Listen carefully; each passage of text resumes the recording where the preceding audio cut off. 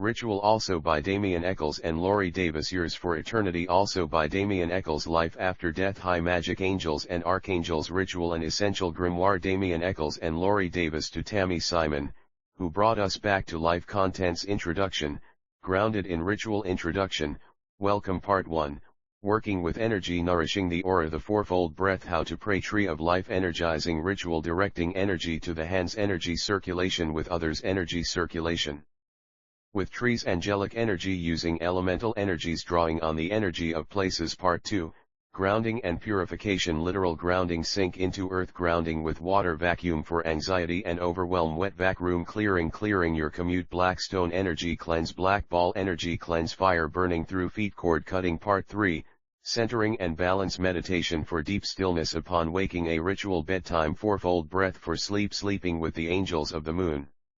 Take a trip to dreamland. Preventing nightmares with Rusku essential oil. Ritual for anxiety and fear. Candle magic for grief. Moments lived in light. Windows of heaven. Meditation resolving resentment. Inner knowing. Soften your eyes to center in love. Feathers. See people as light. Part 4, Shielding and Protection. Sphere of light. Shield. Aura. Shield. Power. Shield. Shielding to let love in. Selective shielding. Shielding for abundance. Quick ritual for a private conversation in public space. Shield for invisibility. Protecting an object. Part 5, Directing, Projecting, and Charging. Bolts of light. Charging a glass of water. Blessing food. Directing energy for pain relief. Charging a candle. Charging with the full moon. Ritual objects. Ritual substances. Group blessing. Ritual plant magic. A talisman. Tail rose cross sigil. Creator. Part 6, Manifestation and Mastery. Thoughts and words. Manifestation 101. Child mind. Sleep. Manifestation magic. Lassoing time. Healing lack with angel magic. Thanks in advance. The Path of Magic. Epilogue, Doing work in deep waters. Epilogue, Joy in every moment. Acknowledgements. Appendix, Correspondences about the authors. About sounds true. Introduction. Grounded in ritual. The need for ritual is innate. It is born of a deep need to articulate our times of transition, our profound experiences.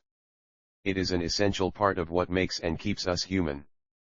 Rituals can act as the punctuation marks in our life, providing us with a sense of structure. Humans are ritualistic. We use rituals to frame our lives, even when we don't realize that we've built our lives around them. For me, ritual has been an anchor, a buffer from the outside world. As a child I was fearful. Scared of interactions with others. My first day of school ended abruptly after I threw up at the threshold of my first grade class. Once I was able to keep the butterflies in my stomach at bay, I realized that there were things I could control all around me. I could sit in the same chair each day. I could eat the same lunch, and I could have my lunch at the same table, day after day. These things I could count on kept me grounded. The realization that I could calm my nerves by living my life in a ritualistic way got me through many transitions. I began using ritual to heal after my husband Damien got off death row in 2011.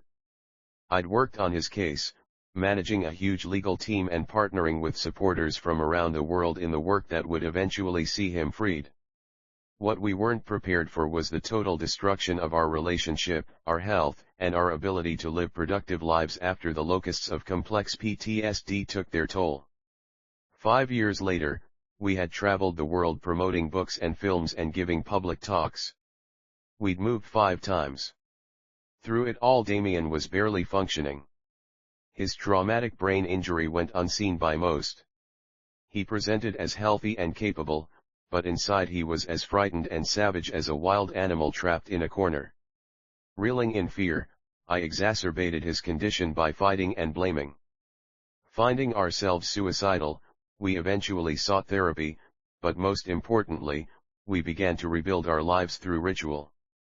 I'm happy to say that not only did we survive, but we are thriving, and I attribute it all to God and the rituals that we have built our lives around.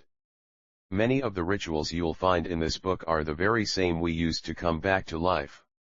We collected them together in this grimoire to give everyone access to the healing power of magic. Welcome. Humans have performed rituals since the dawn of civilization. Those ritual actions created grounding points that enabled divine energy to enter the physical realm. This is exactly what ritual magic offers to us today. Rituals are moments when we acknowledge this life is a vehicle we are using to break the chains that bind us to fate. They are actions we carry out in order to marry the energies of the heavens to the energy of the earth. In essence, rituals are the way we gradually lift ourselves out of an unsatisfactory, distracted, and purely materialistic way of interacting with life, and instead walk with one foot in each world. It's through ritual that we each become our own priest and sovereign. In magic we use rituals to unite that which is above with that which is below to achieve completion of the great work, that is, crystallizing all of the levels and layers of the aura so that they survive the death of the physical body. Defeating death probably sounds like a lot more than you bargained for when you picked up this book, but even the most basic ritual teaches us that we are never truly powerless. With repetition, a ritual allows us to exert more and more control over the reality we are creating until even a prison cell can begin to feel like a control tower from which you can reach out, touch the world, and bring about change. Ritual not only allows us to wield divine energy to change the world, but also to create our own world and dwell within it. When I first started having success with magical rituals, I still doubted myself and was tempted to chalk it up to coincidence. However, as the years went by and I experienced more and more results, I eventually not only lost any doubts I had but became more surprised if it didn't work than if it did. In my previous books I have written about magic as the Western path to enlightenment. I am convinced that all of the modern Abrahamic religions, Judaism, Christianity, and Islam, are actually vehicles used to pass along the same coded information. The whole point of the story of Jesus was to make this ancient magical information more available so that anyone could become a king. He was bringing an end to the divine right of kings to rule, giving everyone keys to obtaining sovereignty over their own existence. This is why magic is called the royal science. It is the means by which a slave can become a monarch. In magic, when we say, God created the world, it means something different than when religions use that phrase. In magic, think of the word God as shorthand for that infinite consciousness that lies outside the boundaries of time and space. It is eternal, without borders, qualities, or characteristics. In order to experience any sort of change, it must pour itself into the boundaries of material existence. God didn't just create the world, it became the world. It became us. This is why the Bible says that God gave humans dominion over the earth, because we were meant to continue the process of creation, to pick up where Source left off and continue attempting to create heaven on earth. This is the meaning behind the part of the Lord's Prayer that says, Thy kingdom come, Thy will be done, on earth as it is in heaven. Trust me, I'm well aware that the Abrahamic traditions may have left a bad taste in the mouths of those who have experienced their more oppressive aspects. They may have left you with no desire to work with any system that reminds you of them. I myself once felt that way. But this system predates all of those religions. In fact, those religions pretty much hijacked the system entirely from the ancient Sumerians and just put a new spin on it, same as when they built cathedrals and churches on top of ancient pagan holy sites. None of that really matters when it comes to the rituals in this book. You won't find a lot of arcane terminology or lengthy ceremonies here. What you will find are simple practices to develop your own connection to the energy and intelligence of the universe, whether you are on the path to becoming a full-fledged mage or are completely new to working with subtle energy. Wherever you are on your journey, welcome. Part 1: Working with Energy. Here's the way magic works. Even though infinite consciousness manifests itself in time and space, there is still an endless amount of it that lies outside the material plane. It's all around us and within us, and we are within it, much like fish in the ocean. It has a kind of intelligence embedded within it and behaves as we program it to behave. It shapes itself to conform to our expectations. We can draw upon this infinite energy source that saturates the universe by using our breathing and visualization. In this first section, all of the rituals are about developing these basic skills of energy work. When we're working with subtle energy, we're working with a substance that exists on the etheric, or astral, level of reality. This level of reality overlaps and interpenetrates the physical but is more ephemeral. It's said in magic that anything and everything that exists on the material plane began as energy on the astral plane and eventually became dense enough to gradually come into being in the physical. This is why shaping energy is such a vital aspect of magic to master, because you can use this energy to shape the world around you. This may sound too good to be true, but we're not here to convince you of it or convert you to a way of believing. Instead, Lorri and I will just give you the methods to try it for yourself. What exactly is this energy we're working with and shaping? Its name has varied from culture to culture throughout time, but it has always been known as well as the techniques to accumulate it and cultivate it. In fact, it was at the very heart of the ancient Sumerian culture and religion. They called it melem or melamu and said it made those who practiced accumulating it glow like a star on the astral plane. It was often said this melem was like a garment made of light. This garment was also at the heart of Christianity. When Christ revealed this garment, called the solar body in magic, to his disciples on the mountaintop during the episode known as the Transfiguration, they fell on the ground in terror. This is why the Sumerians translated the word melem to mean fearsome radiance as well as aura. In cuneiform, melamu was written with the ideogram for fire, which ties into the Sumerian metaphors about the gods being clothed in fire and light. To this day, thousands of years later, modern magicians still sometimes refer to this energy as astral light. The ancient priest kings of Sumeria practiced rituals to gather as much of this energy around themselves as possible, so that they could disperse it out to the masses. They credit it with all sorts of amazing qualities that we receive when we accumulate large quantities of it, including physical vitality and longevity, charisma, beauty, pleasure, sex appeal, willpower, and independence. Melamu also translates into divine radiance. Those who are perceptive to this astral light, as mages in the 1800s called it, see it as a psychic light shining from the person. This divine light is what artists of old were attempting to illustrate when painting halos around figures like saints and archangels. Everyone actually has this light shining from within them, which we usually call an aura in the West. The difference in those who are in closer contact with divinity is that their aura begins to shine with a much more brilliant intensity. This happens due to ingesting energy on the astral level of reality for spiritual sustenance. When we begin using parts of ourselves that extend beyond the material plane of reality, those parts grow stronger and more a part of our experience of the world as a result. Working with the internal energy system to induce higher states of consciousness has been known in every age of mankind and is still practiced in some cultures through Tai Chi, Qigong, and Yoga. In the Western tradition it's done through magic. Author and teacher Dion Fortune defined magic as the yoga of the West. Dion Fortune was the equivalent of a Tai Chi master within the magical tradition. She described a whole and healed aura as sure a defense against psychic invasion as the healthy and unbroken skin is a defense against bacterial infection. One of the benefits of doing energy work is that it can repair the aura, healing it of rips and wounds. It was this kind of energetic repair that kept me alive during some of my hardest times on death row. In my early days of learning magic, I found that what I loved most was working with energy using visualization and breath work. I experienced amazing results, which is what made me love it so much. This work is incredibly effective and can be done in ways that are far less static than sitting meditation. In ancient Chinese Taoist teachings, it was said, all that is necessary is to circulate the light. The sages of that tradition have said that if you just focus on mastering how to take in and work with the light, then everything else will take care of itself. Let's get to it. Magic teaches that we never use our own energy to effect change, because doing so would eventually deplete our system.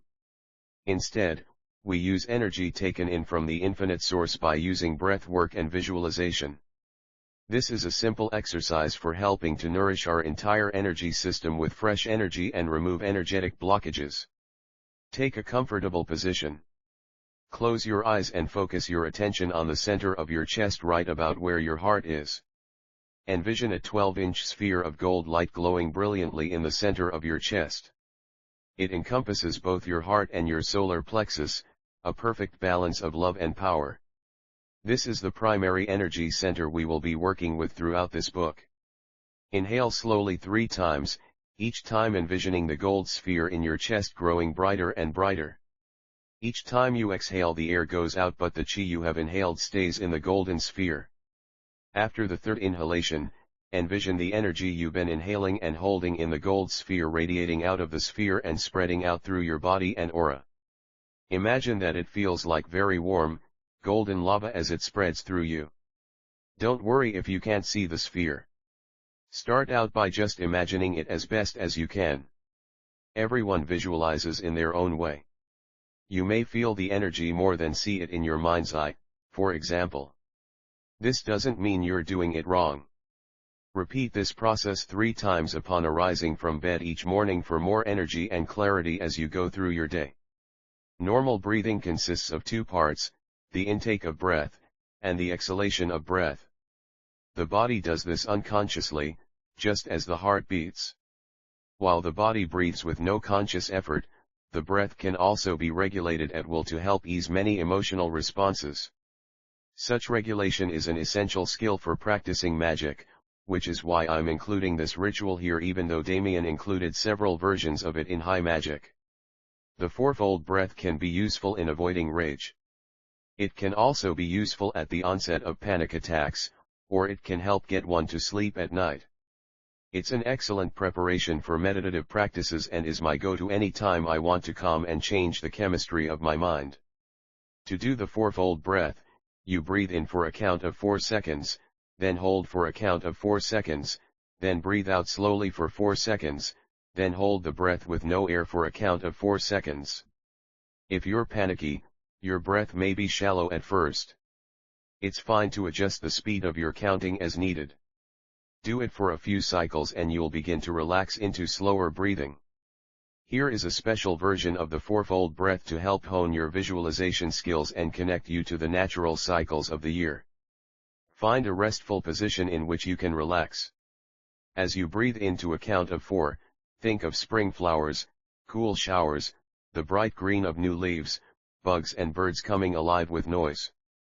Hold for 4 seconds as you bring to mind the scents, sounds, sights, tastes, and sensations of glorious springtime. As you breathe out for 4 seconds, summer arrives: hot sun, cool swimming pools, vibrant colors, warm evenings, ice cream. Hold for 4 seconds as you immerse yourself in your sense of summer. Breathe in again for 4 as autumn comes: crisp evenings, apple orchards, brilliantly colored leaves, pumpkins. Hold for 4 seconds as you feel into fall. As you exhale for 4, winter arrives: cold, frosty mornings, snow, hot chocolate, evergreen trees covered in snow. Hold for a count of 4 before letting spring return with your next in-breath. Repeat this cycle as many times as you wish. I've been praying for a long time. Growing up in a fundamentalist Christian church taught me about prayer, but it always felt as if there was no energy in the stream of words being thrown from the pulpit. They were filled with anger and repentance, and there was nothing about joy or abundance. No wonder I spent most of my time back in my pew inventing machines in my head that would carry the preacher away to another place. He wouldn't be hurt, no, just whisked into a chamber by a special broom-like device and from there be transported to the local Kmart or Long John Silver's. Just far enough away that an uncomfortable silence would descend, then we would all file out and I could go on home to watch Walt Disney. I stopped praying for an episode in my life when I lost touch with the divine. What I didn't understand during that time was that God hadn't let go of me. Thinking back over the many times I put myself in danger and walked out unscathed, I see that I was divinely protected. I have been led to people and situations through signs and symbols or various other means. God was working in my life. Through a film I was brought to Damien. Coincidences don't exist, but when one is careening through life, there is the possibility of missing great moments. Prayer to me is essential in creating my life through God. I heard best-selling author and geologist Greg Braden give a talk about prayer that changed my life. He explained how a very effective means of prayer is to feel what it's like to have a prayer answered. His advice to a community praying for rain in a devastating drought was to experience prayer through all of the senses. First, he said, think of wanting the rain, then actually feel the excitement of storm clouds gathering. See in your mind's eye the dark gray clouds, the lightning flashing. Then feel the wind pick up and the sense of coolness that comes with impending rain, a shift in the atmosphere. Actually imagine the first drops landing on the parched earth, on your skin. Taste the raindrops on your tongue. Finally, feel the downpour, the rain driving hard on the landscape, the relief coming from the trees, the joy at finally having everything become new in the cleansing, nourishing, abundant rain. The whole time he was talking, I could feel it.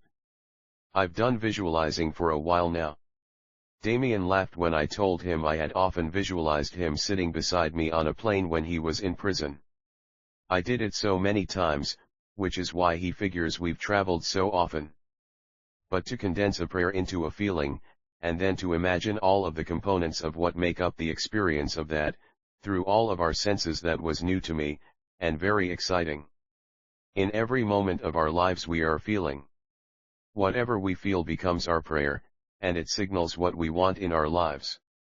If we're feeling fear, anger, joy, or overwhelming gratitude, these are the things that will be mirrored back to us. Our very lives are in prayer all of the time. Visualization and prayer therefore work best when you draw on your own lived experiences. You can use your own positive memories to create a ritual for joy or any other desired experience. For example, I grew up swimming, and most of my happiest memories and moments of clarity have come while in water. As a child I would launch off the bottom of the pool, my toes pushing into the slightly rough surface, propelling myself up out of the water while in my head singing a very corny country song about being the happiest girl in the world. The water droplets reflecting the sun in a spray of golden light, the brilliance of bursting into that world of blue and yellow light was exhilarating.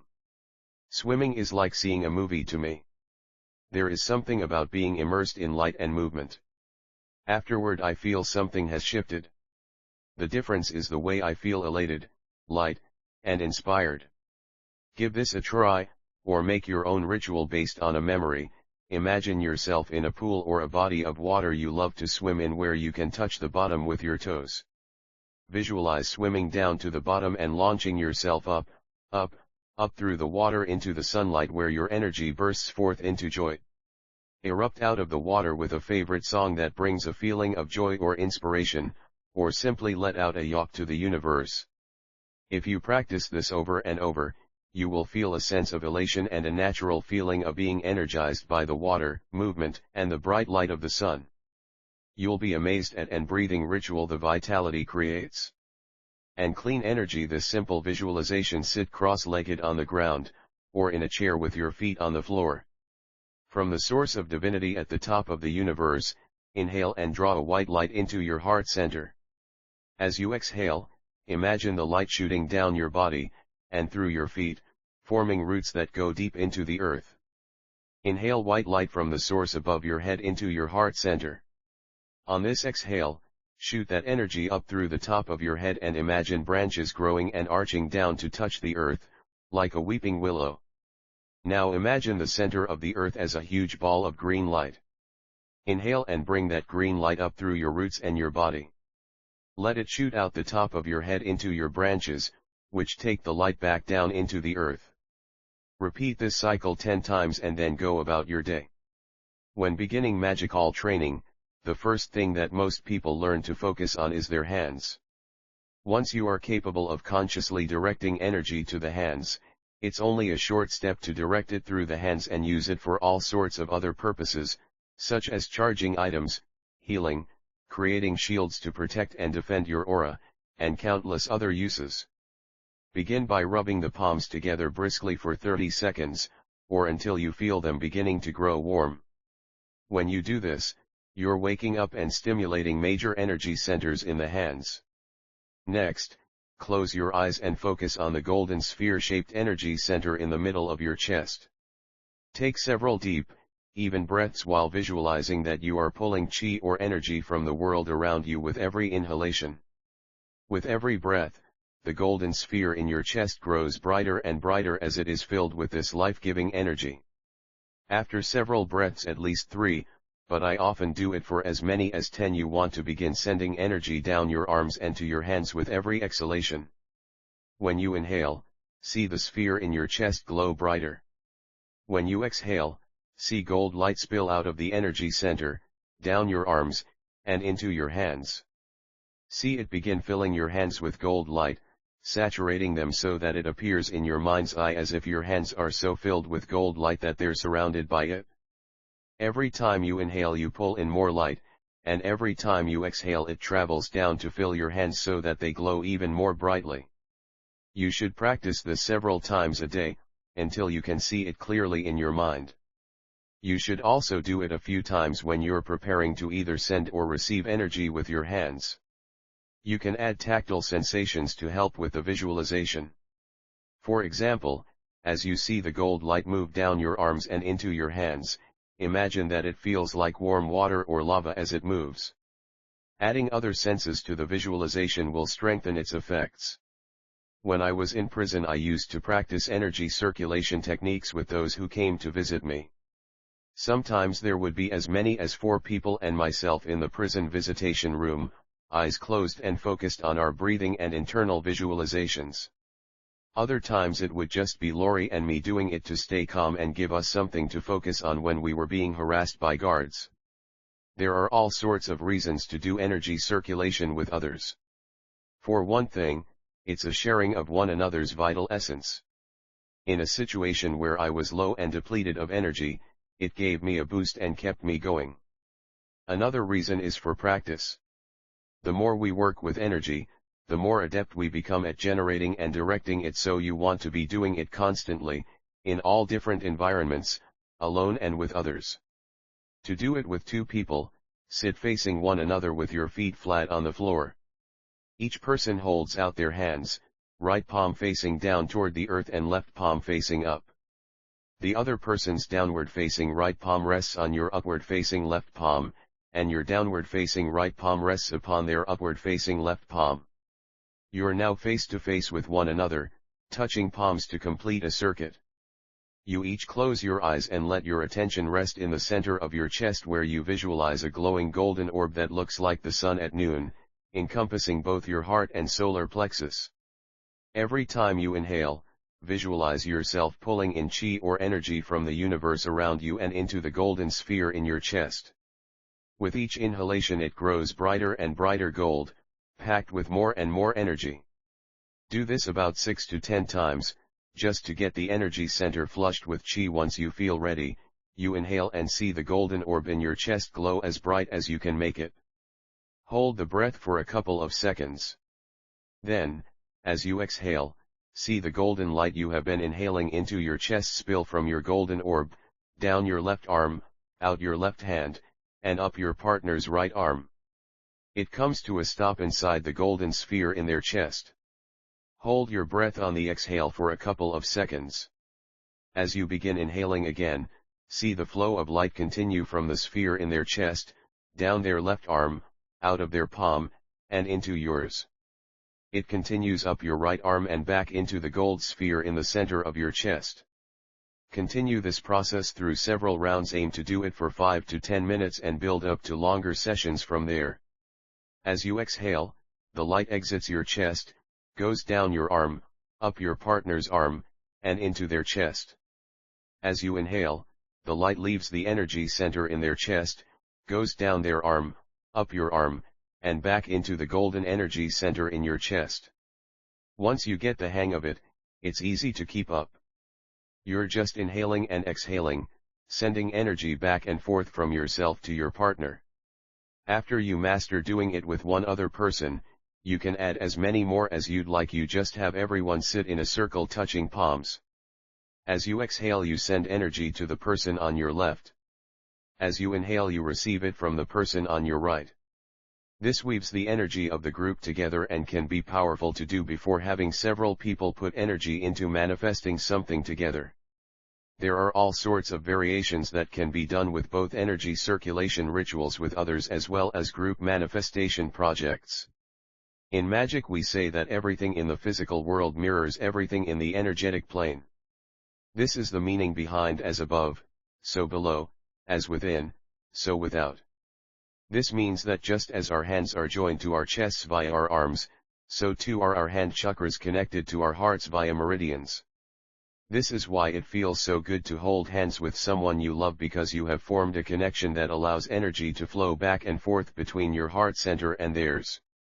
And it's for this very same reason that it feels so disagreeable to have to shake hands with someone you are really uncomfortable with.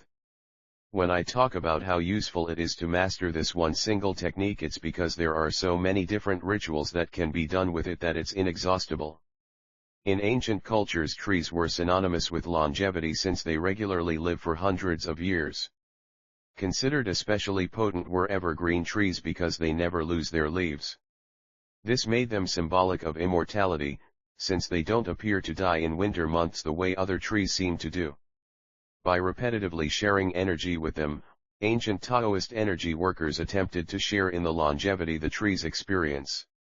You do this much the same way you send and receive energy with a person. Find a healthy adult tree that appears to be full of life and vitality, and place the palms of both hands upon it. Close your eyes and turn inward, focusing on the golden orb of light in the center of the chest. As you inhale, see it glow even brighter gold from the energy you are taking in from the world around you. Hold your breath for a moment as you see the golden energy center glow brilliantly. As you exhale, golden light travels down your arms, out of your hands, and into the trunk of the tree. See the light extend down your arms and into the tree as if it were tentacles connecting your energy center to the green chi within the tree. Envision the tree as full of brilliant, green light. This is the natural energy created by the tree. As you begin to slowly inhale, pull the brilliant green light from the tree, up both arms, and into the energy center in your chest. As you exhale, the energy moves from your chest, back down your arms, and returns to the tree. Do this at least 10 times. Inhale and pull energy from the tree into the orb in your chest. Exhale and see the energy flow back down your arms and into the tree. To end the exercise, inhale one final time, and pull energy from the tree into the golden, glowing center in your chest. Hold your breath to the count of 4. As you exhale, see the light in the center of your chest radiate out and saturate every cell in your body, as well as fill your entire aura, with brilliant, rejuvenating golden energy. Statistically, more people believe in angels than believe in God. That belief is what puts so much energy into angel magic and makes it so effective. Mankind's belief in angels is as old as its most ancient gods, dating back to the Earth's very first cities. But as those gods were forgotten and succumbed to time, the belief in angels flourished and transformed. An angel is essentially just subtle energy that has taken on the particular definitions that we have imposed upon it. We tend to look at angels as being benevolent protectors who act on behalf of our highest good. We have deeply ingrained programming in our psyche that angels will not do anything that would harm us or others. We tend to believe they will act in our best interest and provide us with protection. And since that's what we expect, for the most part that's what we get. Angels are the very substance from which what we think of as reality is formed, and that substance is both malleable and intelligent.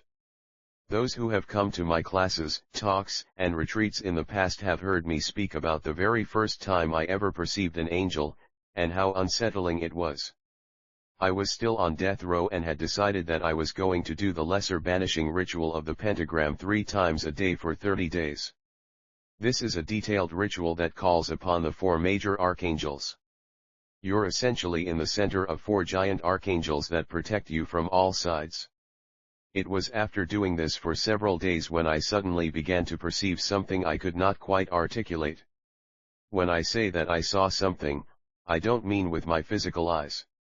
Instead, I'm referring to suddenly becoming aware that I was using more than the senses I had grown accustomed to using in the material world. In hindsight, I realize this is another side effect of doing rituals involving energy work. It greatly increases your psychic intuition.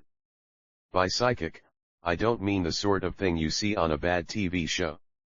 When I use the word psychic, what I'm referring to is your ability to perceive and detect subtle energy. When you begin to be aware of it, it changes the way you interact with the universe around you, because you suddenly know to the deepest level of your being that the material world is not all that there is to reality. On page 237 you'll find a chart that corresponds each of the four major archangels to their counterparts in the physical world, things like the elements, the directions, and colors. In magic, certain colors, names, scents, herbs, stones, etc., all correspond to various angels. By incorporating those correspondences into our energy work, we incorporate the qualities of the angels associated with them into the work as well. Novice magicians memorize these correspondences, as they are the ingredients for creating any ritual. Working with angels in this way is like doing calisthenics for our energy system and has all sorts of side effects, like being more relaxed, calm, and peaceful. Your relationships with others and the world as a whole will become more harmonious. And you'll deal with the drama and conflict you come into contact with in a much more skillful way. For now, try this simple ritual anytime you need divine assistance. It doesn't matter if you sit or stand, and you can call on the angels anywhere on a train, in an elevator, at the office. Face east, if it's possible to know which direction it is. If not, imagine you are facing east. Breathe in and invoke the Archangel Michael to your right. You invoke by imagining a vibrant red color. You can also say to yourself, I call on the Archangel Michael. On your next inhale, invoke the Archangel Uriel to your left. The color will be bright green. Next, breathe in and invoke the Archangel Raphael in front of you. A brilliant gold light appears. Lastly, breathe in and invoke the Archangel Gabriel behind you. A flood of blue appears. Invoking the archangels in this way and knowing you are surrounded by their wisdom and protection is a wonderful, quick way to engage with them at any time of day, in any circumstance. In a 2002 experiment reported by the Harvard Gazette, conducted in Normandy, France, 2 monks from the Buddhist tradition wore sensors that recorded changes in heat production and metabolism. The thinly clad monks sat in 40-degree temperatures and had wet, freezing cold sheets draped over them. Using a yoga technique known as tummo, they entered a state of deep meditation. It wasn't long before steam began rising from the sheets. As a result of body heat produced by the monks during meditation, the sheets dried in about an hour. The monks believe that the energy generates warmth as it accumulates and becomes an inner fire or inner heat that burns away the dross of ignorance and ego clinging. The purpose of tummo is to gain control over body processes during practice of the highest yoga tantra, which leads to enlightenment. Tummo is the fierce goddess of heat and passion in the Tibetan Buddhist tradition and is a Tibetan word for inner fire. Monks who practice tummo describe visualizations of blazing and dripping. I would never want to disrespect what these monks are doing in their holy practice. But I was intrigued about how this relates to magical rituals that draw on the energy of the elements. I began to ponder how a fire visualization could be used in conjunction with everyday activities and ordinary goals like my desire to fit into a certain little black dress in my closet. Then I seized upon an idea that has become one of my regular rituals. Before I exercise, I imagine a match lights the flame of an inner brazier that runs under my skin. It's a pleasurable feeling as I imagine it spreading throughout my arms, legs, belly, all the areas where I tend to carry extra weight. As I run stairs or walk, the tiny flames melt away unwanted fat. As I build up heat, I envision it all being expelled when I exhale. The faster the breath comes, the more I burn off. You can add a visualization to this. See the fat burning off and being expelled through your breath as a yellowish substance. Always remember to turn the brazier off when you are finished exercising. I enjoy doing the brazier visualization, and I've noticed a huge difference in my workouts and the outcome. I feel certain I'm working less hard for more satisfying results. Many traditions, Tibetan Buddhism and magic included, speak of how we are made up of the elements, as is the entire universe. Each element has its own particular qualities and correspondences. We can draw on the elements for support and incorporate their energies into our rituals. You'll find a chart of elemental correspondences on page 234. I believe there is no limit to what we can do with energy work and visualization. If I can feel a bit better in my little black dress, well, all the better.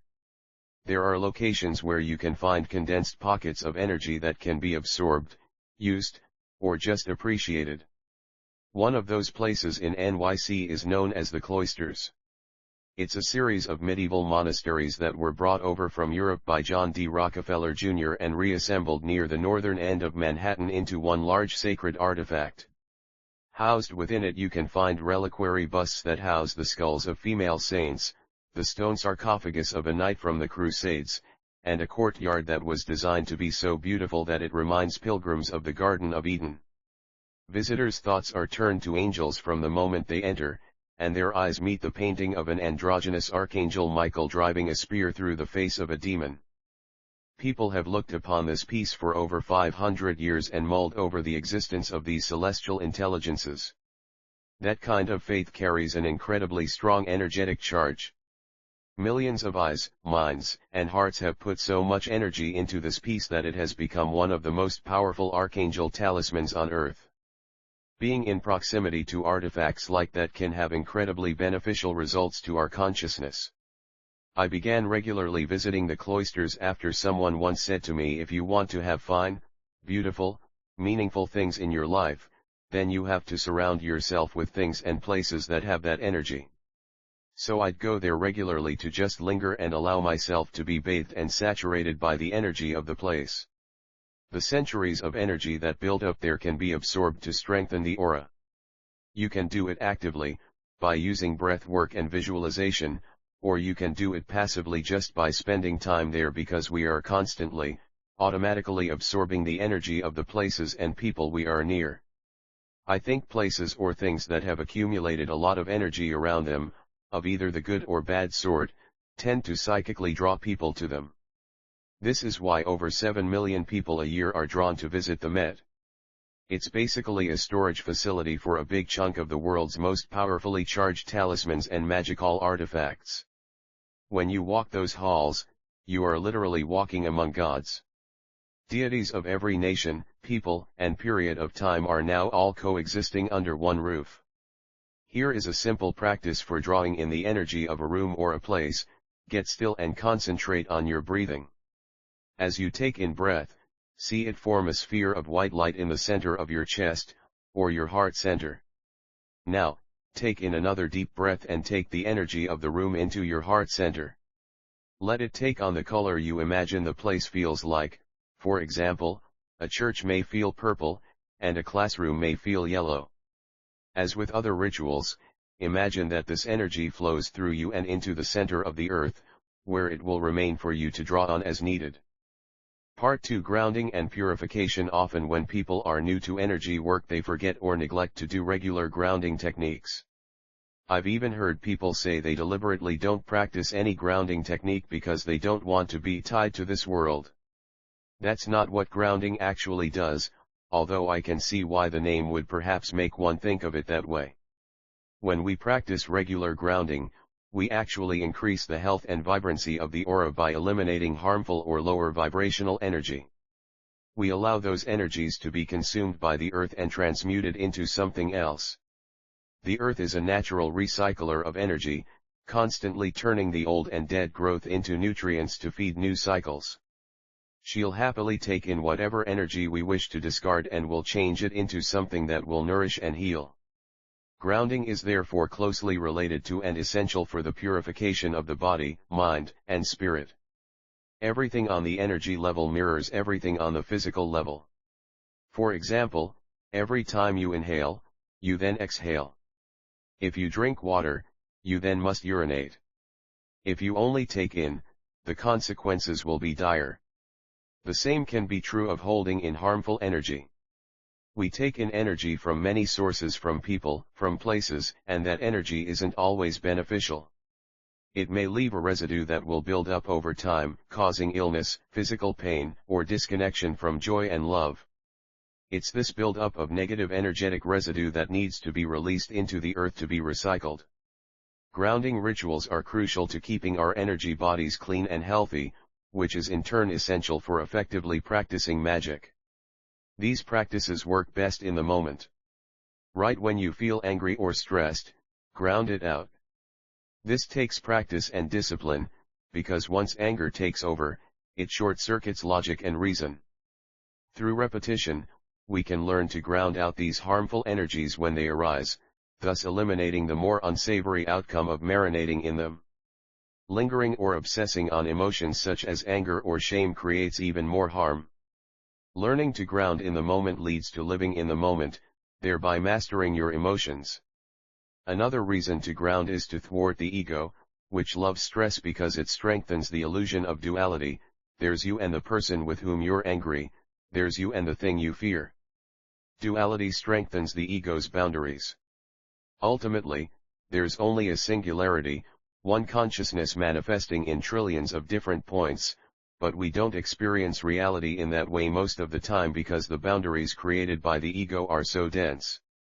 So even though grounding looks like basic energetic hygiene, like brushing your teeth or taking a shower, it's incredibly useful for transcending duality and eventually experiencing your true self. You can exert control over the energy fields surrounding you with your will alone. Your energy naturally tends to follow the patterns laid out by your mind, so when you think of your aura doing something, it will automatically begin trying to do that very thing. The more we practice, the more powerful that effect becomes. As you learn the following rituals for grounding, you'll note that some are different ways for doing what seems to be the same thing. Try each one to distinguish which ones work best for you, then choose one or more to practice regularly and apply in moments of need. Many times while Damien was on death row I would spin out. Not having any control over a situation that was life-threatening to a loved one played havoc with my emotions. My stress levels affected Damien's stress levels, and over time we became rather frayed at the edges. At that time, I was living in a house situated in the woods. Damien suggested I go out and sit on the ground when things began to twist and turn in my psyche. I can still visualize it, and I go there in my mind even to this day. The forest was tall pines with some oak strewn about. The ground was hard but covered in pine needles. I sat with my back against the shaggy bark of a well-established evergreen. I sat. I breathed. I closed my eyes and cleared my mind. And slowly I began to feel calm. To ground yourself on the actual earth, with its soil and leaves, and in deep, deep silence is like no other medicine. You can do it in your mind while in a cab or waiting in the doctor's office. It doesn't have to be pines and oak, it can be sand with the sound of waves crashing. The important thing is to connect with the earth. Find your place on the ground and breathe. Here is a very indoors, simple and powerful ritual for grounding with the earth while lie on the floor and relax. Visualize that your body is sinking into the ground, down through all the layers of soil, through the bedrock, down to the center of the earth, to the lava that will burn out all of your impurities. After your cleaning, pull your body back up through the earth to the floor. Arise renewed. It's not hard to incorporate grounding practices into your everyday routine. When taking a shower, as the water falls over you, envision it as white light raining down. It not only flows over your body, it flows through your body, like a rain shower of light, cleaning out your energy body. Imagine the water pushing the black accumulated gunk down to the drain, where it continues to the center of the earth. There it turns a brilliant green, becoming beneficial to the whole planet. It brings a whole new meaning to feeling clean after a shower. You can also apply this technique in the bath. As you rest in a hot tub, try to feel that the water around you is pulling out all of the impurities from your body in the form of a dark gray residue. There's a suction-like energy removing fear, illness, judgment, everything that separates us from the divine. After you're finished, stay in the bathtub as the water drains away. Imagine it pulling all of the dark matter down the drain, where it will flow into the center of the earth to be cleaned and recycled. Through my experiences of trial and error, I realized that I could dissipate a great deal of emotional energy, provided that even in the grip of the emotion I could remember to ground. It provides invaluable help to me with things like anger, fear, and even physical symptoms like nausea and headache.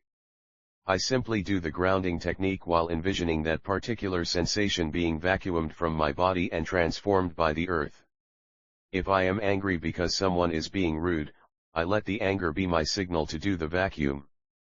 You can envision anger flooding through your aura like red ink dropped into clear water, and then visualize the ink being vacuumed from the water down into the earth through the channel that extends from your aura and into the center of the earth. You will notice an immediate decrease in the anger you feel, as well as in the side effects it produces on you physically, such as muscular tenseness. You can do the same thing with fear or anxiety. The next time you're in a situation that is producing anxiety, extend the cord of light from the bottom of your aura to the center of the earth and see the anxiety being vacuumed out and turned into green light by the earth's core. I usually see it as gray ash being vacuumed out. The hardest part of this exercise is remembering to do it in the midst of a normally overwhelming emotion. The key to that is practice, practice, and more practice. And don't beat yourself up if you can't remember it at first. However, if you find your mind revisiting an emotional event, that means its energetic residue is still in your aura, and you should still do the exercise to release it. This is my favorite grounding technique. I've found it to be the most effective by far, and I use it often. Imagine your aura as an egg-shaped field surrounding your body about arm's length away from you in all directions. This is about how far the average healthy person's detectable aura extends from their body. If you regularly engage in energy practices, it can extend far beyond that.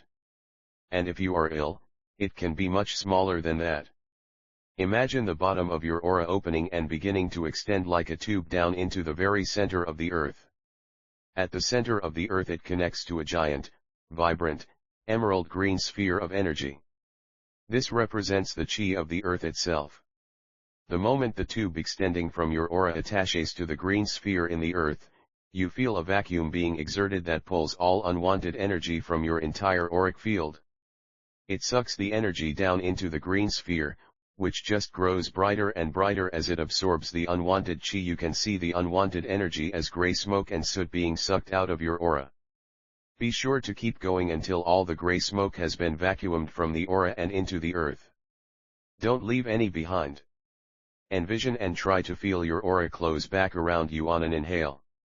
Once you've finished, think to yourself, I'm now going to open my eyes and go about my day, but this shaft of light will continue to connect me to the earth and ground out any harmful energies. Damien taught me the vacuum while he was still in prison. It has become one of the most important rituals for me, one I do every morning. As with any practice, it changed and grew as I realized how powerful the results were. Keep in mind that the purpose of this practice is to purify your energy body. I find the exercise most effective when I stand, but it can be done anywhere and in any position. I've done it on a subway platform, on a plane, with a group of people, and alone in my bedroom. Imagine the center of the earth is a powerful vacuum. From it comes a hose, similar to the hose on a wet-dry vacuum cleaner, but this hose attaches to the bottom of your feet. The second it attaches, you feel a strong pull on your energy body. This is where you can begin to call out specific conditions or behaviors you want eradicated or dissolved. Ask that hate, bitterness, judgment, fear, illness, resentment, resistance, anything that is preventing you from living your divine purpose, anything that doesn't bring joy or love, be sucked out by the vacuum. As the hose attaches, you can see in your mind's eye dark matter being powerfully pulled out of you, traveling down a transparent hose to be consumed by the center of the earth, where it's recycled into green energy that sustains life. The power vacuum cleans out every area of your body. Areas like the mind and the heart can be especially stubborn, with big, dark gobs of gunk, but they eventually give way. Any blockages break up and are whisked away through the hose. Once the head is completely clean, the energy of the aura is then sucked down through the top of the head, and down through the center of your body, which is also now clean. When you feel the vacuum has cleaned everything, the hose detaches and is pulled back into the center of the earth. The opening at your feet closes up. Now draw down gold light from the source of all above your head. Breathe in this golden light 3 to 10 times, filling up your new, clean body with divine, healing radiance. The glorious feeling that follows is hard to believe at first. If you suffer from a toothache, it's suddenly gone. If you're working on ridding yourself from a particular strain of fear, you'll find it's fading by the day. If you're anxious, a quiet calm descends. Damien used this practice while in prison to help him with pain when he couldn't see a doctor or obtain medication. I believe it's one of the main reasons his health wasn't more devastated than it was by his imprisonment. As you might surmise, the vacuum can help in many ways. Not only can it clean out your energy field, it can clean rooms. Modes of travel. The ways are endless. In the previous rituals we've been working with our own energy body in order to release harmful or unwanted energy from our auras.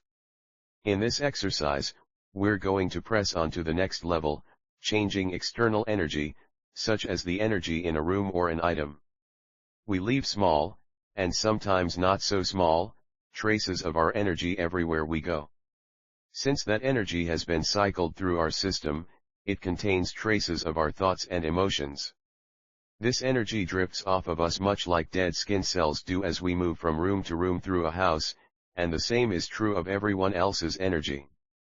For example, let's say you enter a room where a disagreement has just occurred.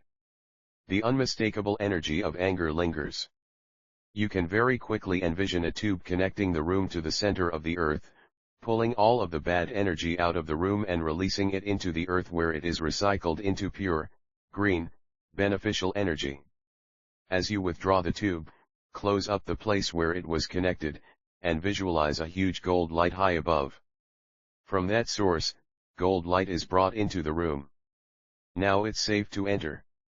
Here are more detailed instructions for clearing a room with the vacuum. Begin by closing your eyes and envisioning the room enclosed in a sphere of white light. This represents the energetic counterpart of the room's physical presence. Picture it in your mind for a moment, and then begin visualizing it opening at the bottom and forming a cord or channel that extends down deep into the Earth's core. At the center of the Earth, this cord connects to the giant green sphere of energy that represents the chi of the Earth. This is what we sometimes refer to as Mother Nature. You are now envisioning the room in a bubble of light, with a cord that connects to a giant green sphere of light at the center of the Earth. Once you get really proficient at this, you may even feel a kind of pop, as if the pressure in the room has changed. It is an incredibly subtle sensation that you may not detect at first, but practice will make it more apparent. Begin visualizing the same sort of energetic vacuum that you performed on your own aura. Try to feel the earth exerting a gentle suction that pulls all the polluted or unwanted energy out of the room. Visualize it as gray or black smoke that fills the room and is gradually sucked down through the energetic cord and into the clean, vibrant energy of the earth where it is recycled. Make certain you get all of it. See it pulled from every corner, crack, and crevice, down into the earth. Once the room is clear in your mind's eye, you can either envision the cord being drawn back up and the room's aura closing as you did your own, or you can leave it connected so that it continues to work so that any unwanted or harmful energy that comes into the room will continue to be drained away. If you want this to happen continually, so that negative energy doesn't build back up, you'll have to reinforce the visualization for at least a few minutes every day. It also helps if you lay your hands on a wall of the room while doing this practice. Having physical contact with something or someone reinforces any magic being done on it, because we are utilizing every level of reality by incorporating the material plane into the practice. In New York, the subway is dirty, loud, and often filled with human despair. Sometimes the odors are palpable. You can discreetly perform this ritual on the train or any form of public transportation for a safer, more pleasurable commute even if you can't magically do away with unpleasant scents. Imagine drawing a tube up from the center of the earth to connect to the train. It draws all of the noxious energy out of the train car, filling up the center of the earth with whatever energy it encounters and turning it green with abundance. Visualize the source of all, a huge sphere of gold light above your head, and bring gold light from that source into the train, filling it up with brilliant gold light. Notice how suddenly there is a lightness to your travels. Certain stones and crystals have an amazing ability to hold energy. Black tourmaline, obsidian, and quartz crystal are good examples. With the assistance of the cleansing power of water or sunlight, such stones can be powerful aids to purification rituals. Try this as an alternative to the methods based on the vacuuming technique. Hold the stone in your hands in front of your chest. Imagine a white light at the top of the universe. As you inhale, bring that light into your heart center, and as you exhale, send that light, along with all the impurities in your energy body, down your arms and into the stone. To purify the stone, hold it under the faucet, letting the water run through it and down the drain to be purified. Another way to clear the stone is to leave it in bright sunlight for a few hours. Note, see pages 236-239 for gemstone correspondences. You can do this ritual whether or not you have any crystals to work with. Imagine a huge source of light above you that represents God. Inhale the white light from that source into your heart chakra several times, each time seeing it grow brighter. Now, as you exhale, see that bright light that has accumulated in your heart center rush down your arms, taking all of the dark residue with it, cleaning your energy body and directing it into a black ball of negative energy between your hands. You can now drop the ball into the earth, visualizing it sinking down, becoming cleansed as it reaches the center of the earth where it can become beneficial energy. Another version is to take the ball of light and toss it up into that divine source above your head, where it will be burned up and recycled. This is a ritual for purification from the Hermetic Order of the Golden Dawn, the group responsible for codifying and preserving much of what is practiced as magic today. This is a simplified version. Sit on a chair with your hands on your legs and your feet planted flat on the floor. Imagine a black sphere of energy encircling your feet. It should be about 12 inches in diameter. As you inhale, imagine fire coming up from the center of the earth, burning your feet and the black ball around them. Continue to inhale, bringing a stronger and stronger blaze. When you exhale, let it feed the flame, making it burn hotter. The black ball represents your physical existence. The flames burn as they begin to purify it. Each breath brings a lighter shade, from black to gray, lighter and lighter until the ball becomes a bright, white, crystalline sphere. Once the light has been purified, open your eyes, and stamp your foot or clap to ground the energy and to signify the end of the ritual. The relationships we have with people, places, and even events all create energetic connections for us. There are toxic relationships, loving connections, and often inspirational ties involved in all our interactions, but sometimes we form energetic connections with things or people that don't serve us. If we have frequent thoughts about a person or situation, we can be assured an energetic cord has formed that attaches us to that very thing. It works the other way, too. People can send out their tentacles to attach to you and they can draw from you in ways you may not even conceive of, but that can possibly be a drain on your vitality. This is why I love to start each day with a fresh pruning of cords, assisted by the Archangel Michael. I sit quietly and clear my mind. When I've reached that place of peace, away from stress and thought, I invoke the mighty Michael, with his red robes and powerful golden sword. I then ask him to slice through any cords attached to me. I feel the force with which he wields the blade. I imagine the air moves as he cuts through any connections made by myself or others. I ask him to tend to my front, back, sides, under my feet, and above my head just to make certain of any sneaky remnant trying to cleave to me. Afterward I always feel a change, a shift in energy. It feels clean, good, and a perfect way to start the day. Of course, after you do this, you'll start forming connections all over again, especially with those you love and with whom you spend time. Those connections are quite lovely, but within them can lurk all of the fears and stresses or even illness that we all carry around with us. It's best to clear those away along with the other, more toxic cords. Cord cutting is also a good reminder to practice magic, to keep your house clean, if you will. That way, when you do connect to others, you can try to keep them and yourself filled with divine light. Part 3: Centering and Balance. Our washer broke during the pandemic. It was at a time when we couldn't safely venture out for anything, food, pharmacy, and decidedly not a laundromat. I am the daughter of a mechanic who fixed everything around our house. I grew up watching my dad tackle the hardest of mechanical injustices. Nary a professional darkened our door. So I took to video tutorials, hoping I could diagnose the problem. I drained the water and checked the coin catch, a small cup that catches loose trinkets. Ours contained a bobby pin. I reset the machine's display and talked to my sister, who proclaimed, "Things spring back to life if you unplug them for a while." My thing didn't. I finally came to the heart-deflating awareness that our washer's fate was beyond my control. I felt despair creeping around the fringes of my mind. But then I remembered something, reach for that better feeling thought. I had been practicing a new mental regimen for a few weeks. The premise was that if you make joy your purpose, your goal, then everything else you desire in this life will follow. Joy is easy, even in confinement, when you have someone you love dearly with whom you share a love of each other and God, friends who care for you and send provisions and toys for your cats, groceries delivered, and a roof where you can soak up sun and breathe clean air. Joy is more of a challenge when things go wrong. This was the perfect opportunity to test my theory that if you take tiny steps toward happiness, the situation will right itself. So, I ate a chocolate brownie.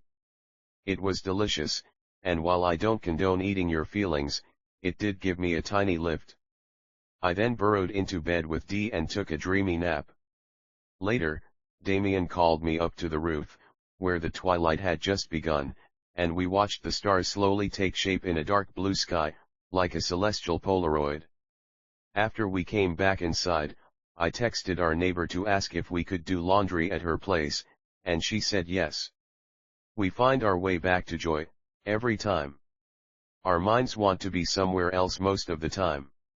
Most people are in the past, in the future, thinking of someone they love or hate, obsessing on something they want or pondering a place they'd rather be. Where attention goes, energy flows. Performing centering rituals allows us to withdraw our energy from all of these other distractions and pull it into the here and now. In order to be your true self, to feel the essence of the now, which is pure consciousness, being in the moment is the only way. To allow our minds to constantly dwell in the past or future disperses our energy and leaves us scattered and unfocused. The centering rituals I share here are the ones I use to bring my attention back into the now. Rest quietly in a comfortable position. Take a few deep breaths, and then start the fourfold breath, counting to 4 with each inhalation, then 4 as you hold it, then 4 as you exhale, and 4 as you hold again. Do this several times until you find yourself relaxed. Now, close your eyes and imagine in your mind fireworks. See the bursts of light and energy, imagine the loud booms that come with the explosions of light and color. This dramatic show symbolizes your mind and the constant stimulus that is going on in there. It will help to see it in full display before you pull the plug, so enjoy it for a few more moments. Now, let the entirety of your mind and body go dark. All the fireworks are finished, the crowds have gone home, and the sky is black, as if there was never even a spark. Move your attention from your brain to your chest and let it rest there. It's dark, black, with no lights at all. After a few moments, begin to feel your energy. It's no longer in your head, but you are aware of a still, very vital energy in your body. Sometimes it helps to concentrate on your breathing to keep your attention on the real you that dwells in your body. Take some time and really sink into yourself. Feel the essence that is you, not your thoughts, not what you see out your eyes, but a deep, quiet emergence of self. Now, feel how that energy that is you is actually joined to a bigger energy that is everything. You can't actually feel where your energy ends, it doesn't stop at your skin, Does it? It's as if you are floating in a vast universe of energy with no end and no beginning. When you're ready, bring your attention back to your fourfold breath. See the black expanse in your chest slowly start to light up, as though dawn is coming. Let the darkness lift and you're suddenly in white light. Open your eyes and slowly come back to the now. Waking up is the best time to set the tone for the rest of the day. Often, especially if we're experiencing trying times, our first glimpse of consciousness can be met with a feeling of doom or dread. The mind scrambles around, trying to find where we are, how we feel, what day it is, and what experience we are awakening into, sometimes literally, if travel is involved. Here is a waking ritual you can recite, in your mind or aloud, to help you start your day centered in love. As I become conscious before I even set a foot on the floor, Archangel Raphael, fill my heart with joy and love as I breathe in, my chest fills with golden light as I breathe out, the light surrounds me. When you practice this ritual before rising, you'll be amazed how quickly a calmness settles into your being. It went through a period of severe insomnia after I left Arkansas. The inability to sleep became a waking nightmare. I tried everything the experts recommend: dark, cool room, warm bath, a screenless bedroom, an endless list of conditions. I have a theory about insomnia. I believe it's the ego's way of keeping us from finding our way to God, but that's another book. In desperation, I resorted to Ambien, which took a devastating toll on my mental alertness and memory, and left me feeling hungover for hours, bleeding into days. I finally came upon the fix I desperately needed: a ritualized bedtime. My life has become ritualized in an effort to stay in the moment and to build energy around certain aspects of the day that I know will strengthen and purify the energy in and around me. Starting out the morning with spiritual practices that invoke divinity sets me up for a positive, prosperous day, but the rituals performed before sleep are of great importance too, perhaps more so. The state of our minds before sleep sets the stage for so many different outcomes. Going to bed stressed or worried results in tossing and turning and a mind that becomes like a rat in a cage. There are a few moving parts here, so take what you need and leave the rest, or do the entire ritual. Either way, you will find falling into sleep will be a most pleasant and relaxing experience. I try to go to bed at the same time every night. Our bodies love habit and our circadian rhythms depend on it. Many of us have lost or destroyed our circadian rhythms with our work, travel, and nighttime habits. I do a few yoga positions for sleep right before I head to the bedroom. You can find a whole mess of these with a simple internet search. Any light, gentle stretching will do. Once in bed, I apply a series of essential oils and hydrosols. These are open to your preference, but I apply lavender to my temples, ylang-ylang behind my ears and on my wrists, and cedar on my legs. I finish off with a spray of Roman chamomile hydrosol to my face. If I need to look at a screen, I have special, yellow-tinted glasses to block out the blue light. With the covers pulled up and the lights out, I start a long, slow fourfold breath. On the rare occasions I'm still not relaxed, I visualize a location, a beach or a city, and I imagine walking, taking in the smallest details, making it real. This allows my mind to disengage, and I fall asleep. My sleep had been a battleground for many years. I can now say I look forward to the time of going to bed. It's the most peaceful time of the day, and my waking hours are being fed by the magic I do at night. Sometimes it's the seemingly small rituals that create the biggest shifts in consciousness. Once you're in bed, begin the fourfold breath. Breathe in for a count of 4, hold for a count of 4, breathe out for a count of 4, hold for a count of 4. This signals to your body that you're winding down. You can use any visualization you like with the breath, or just focus on the breathing pattern and the sensation of your breathing. Once your mind is calm, shift to thinking of things for which you're grateful. These images will create joy and happiness, which will allow your mind and body to drift off happily to sleep. You may also find it helpful to write the reasons for which you're grateful in a journal before bed. The book can be kept next to your bed. Its close proximity and the thoughts you have toward it will build up energy and help you keep the feeling of gratitude, even when you're not writing in it. It's a powerful way to pull your mind back to being grateful. This is an alternative visualization for either falling asleep or if awakened in the night. You can invoke the angels of the moon instantaneously or with the fourfold breath. Invoke the angels of the moon by breathing in and envisioning their presence. They will be dressed in purple robes. Have them surround you on all sides, above and below.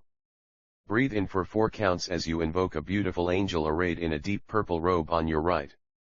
Breathe out for 4 counts and take another 4-count breath, invoking another angel of the moon on your left. Repeat the fourfold breath for invoking angels in front, back, above, and below you.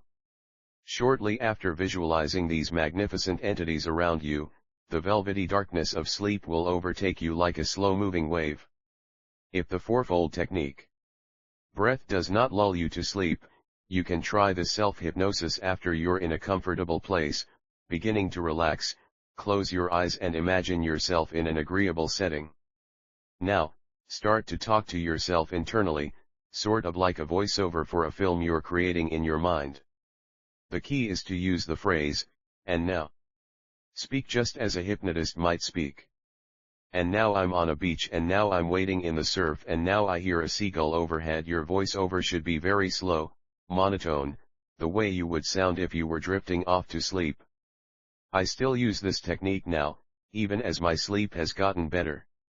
It's just a fun way to relax, and I can envision places and events I want to manifest in my life. Thoughts turn into beliefs and beliefs become reality if enough energy is being put into them.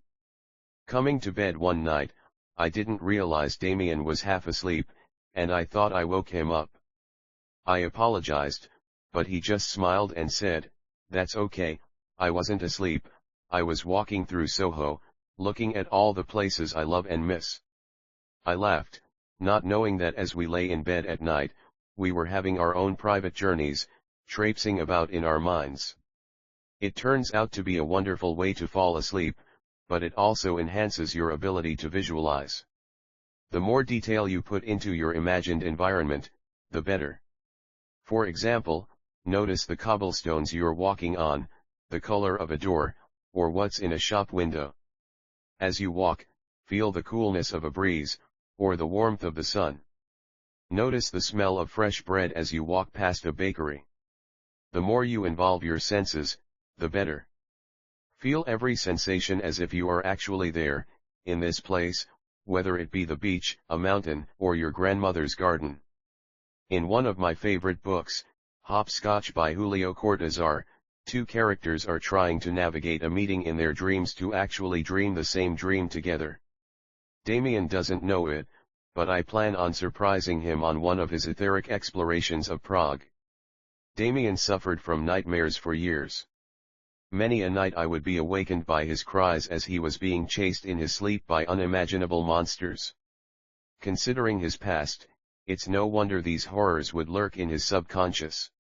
To prevent nightmares, he started invoking the Sumerian god, Rusku, who provides protection during sleep.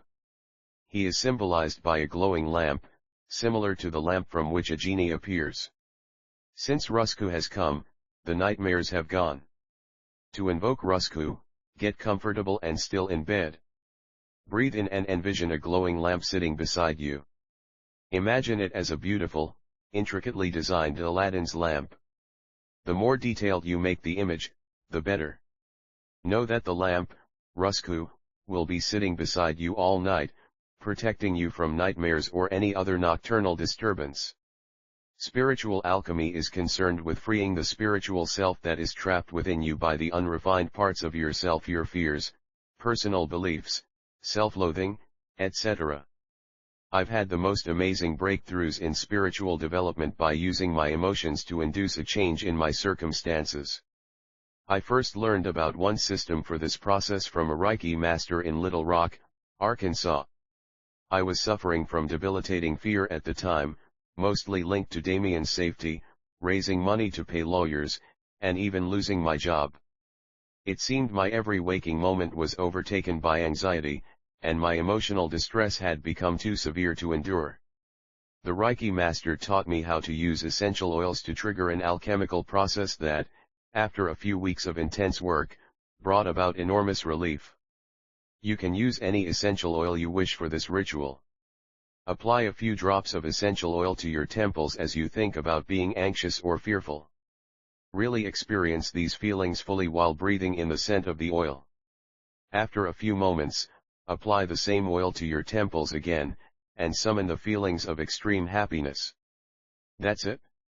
When I decide to do something, I go all in, so I did this every hour during the day, and a couple of times during the night. It took a few weeks, but my life was transformed and the relief was enormous. There is something magical that happens when you do this. It's alchemical, meaning that the lead of your anxiety turns to gold, or peace. Over time it causes an association with happiness when you apply the oil to your temples, and eventually the feelings of fear subside altogether. You can use this ritual to address many of the things that throw us out of balance and off-center. If you're doing work on bolstering your finances, try thinking about the feelings of lack, the fear of not having enough money that plagues you.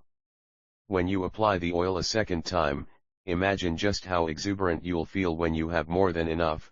Imagine what you'll do with your new wealth, how you'll celebrate it, how you'll experience the relief of money flowing to you and through you. It also works for anger, or a broken heart. It has to be expected that sometimes the process can take a long time, but it always works.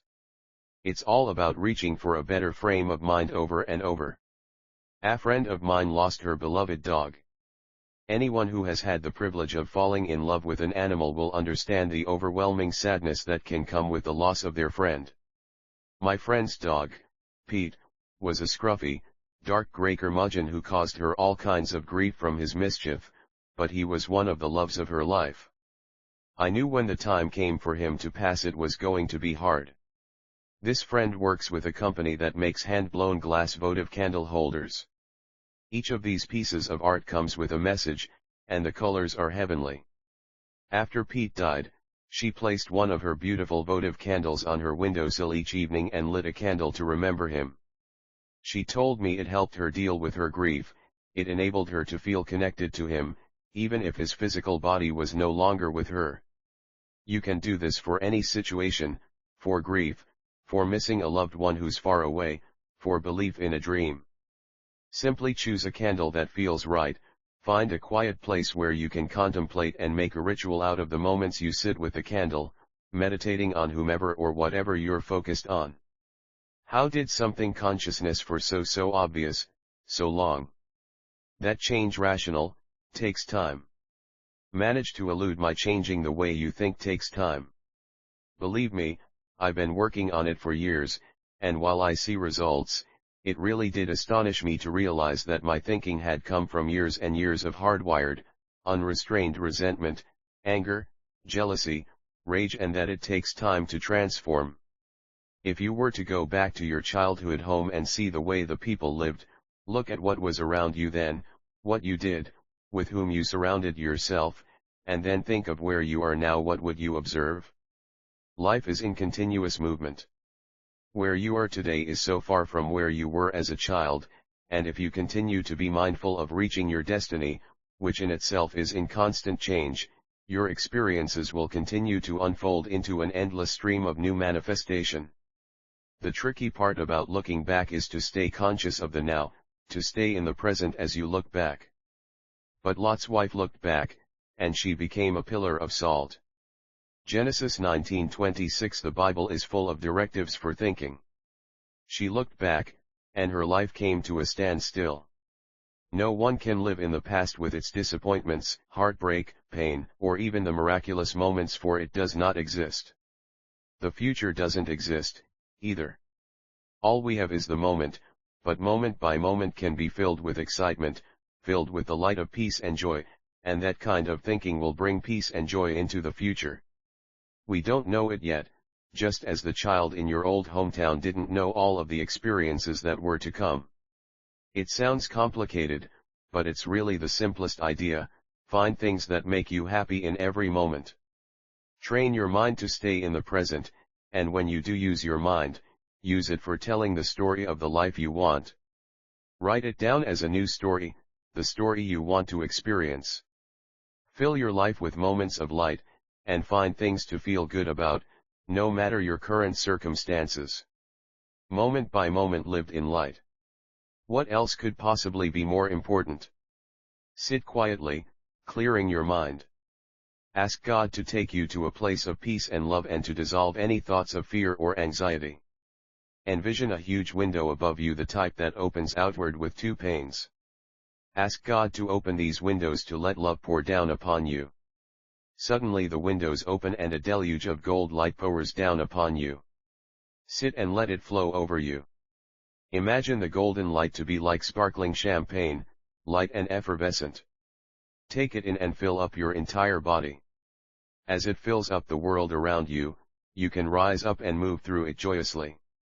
As you feel yourself getting lighter and lighter, you realize the golden sphere in your heart center is glowing brighter and brighter until your body dissolves and the gold light that is your essence remains, glowing brightly.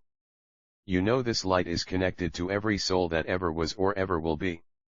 Enjoy the feeling this freedom and joy brings. Slowly open your eyes. Praise and thank God.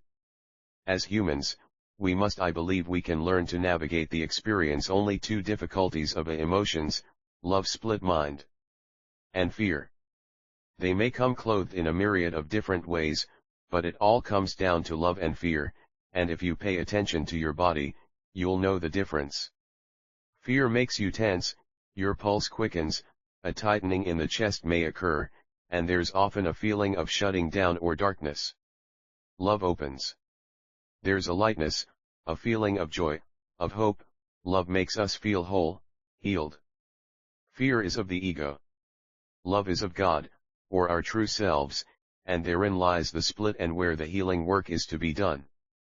When speaking or writing of God, everyone experiences the concept in a different way.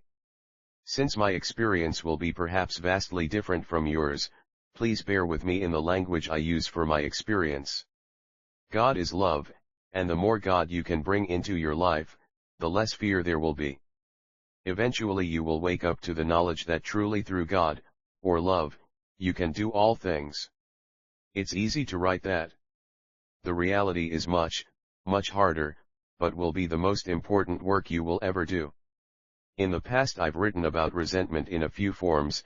A friend may have snubbed me, or a server may not have brought me exactly what I ordered in a restaurant. The incidents go on and on because I allow them to. I'm now giving this up to God for healing.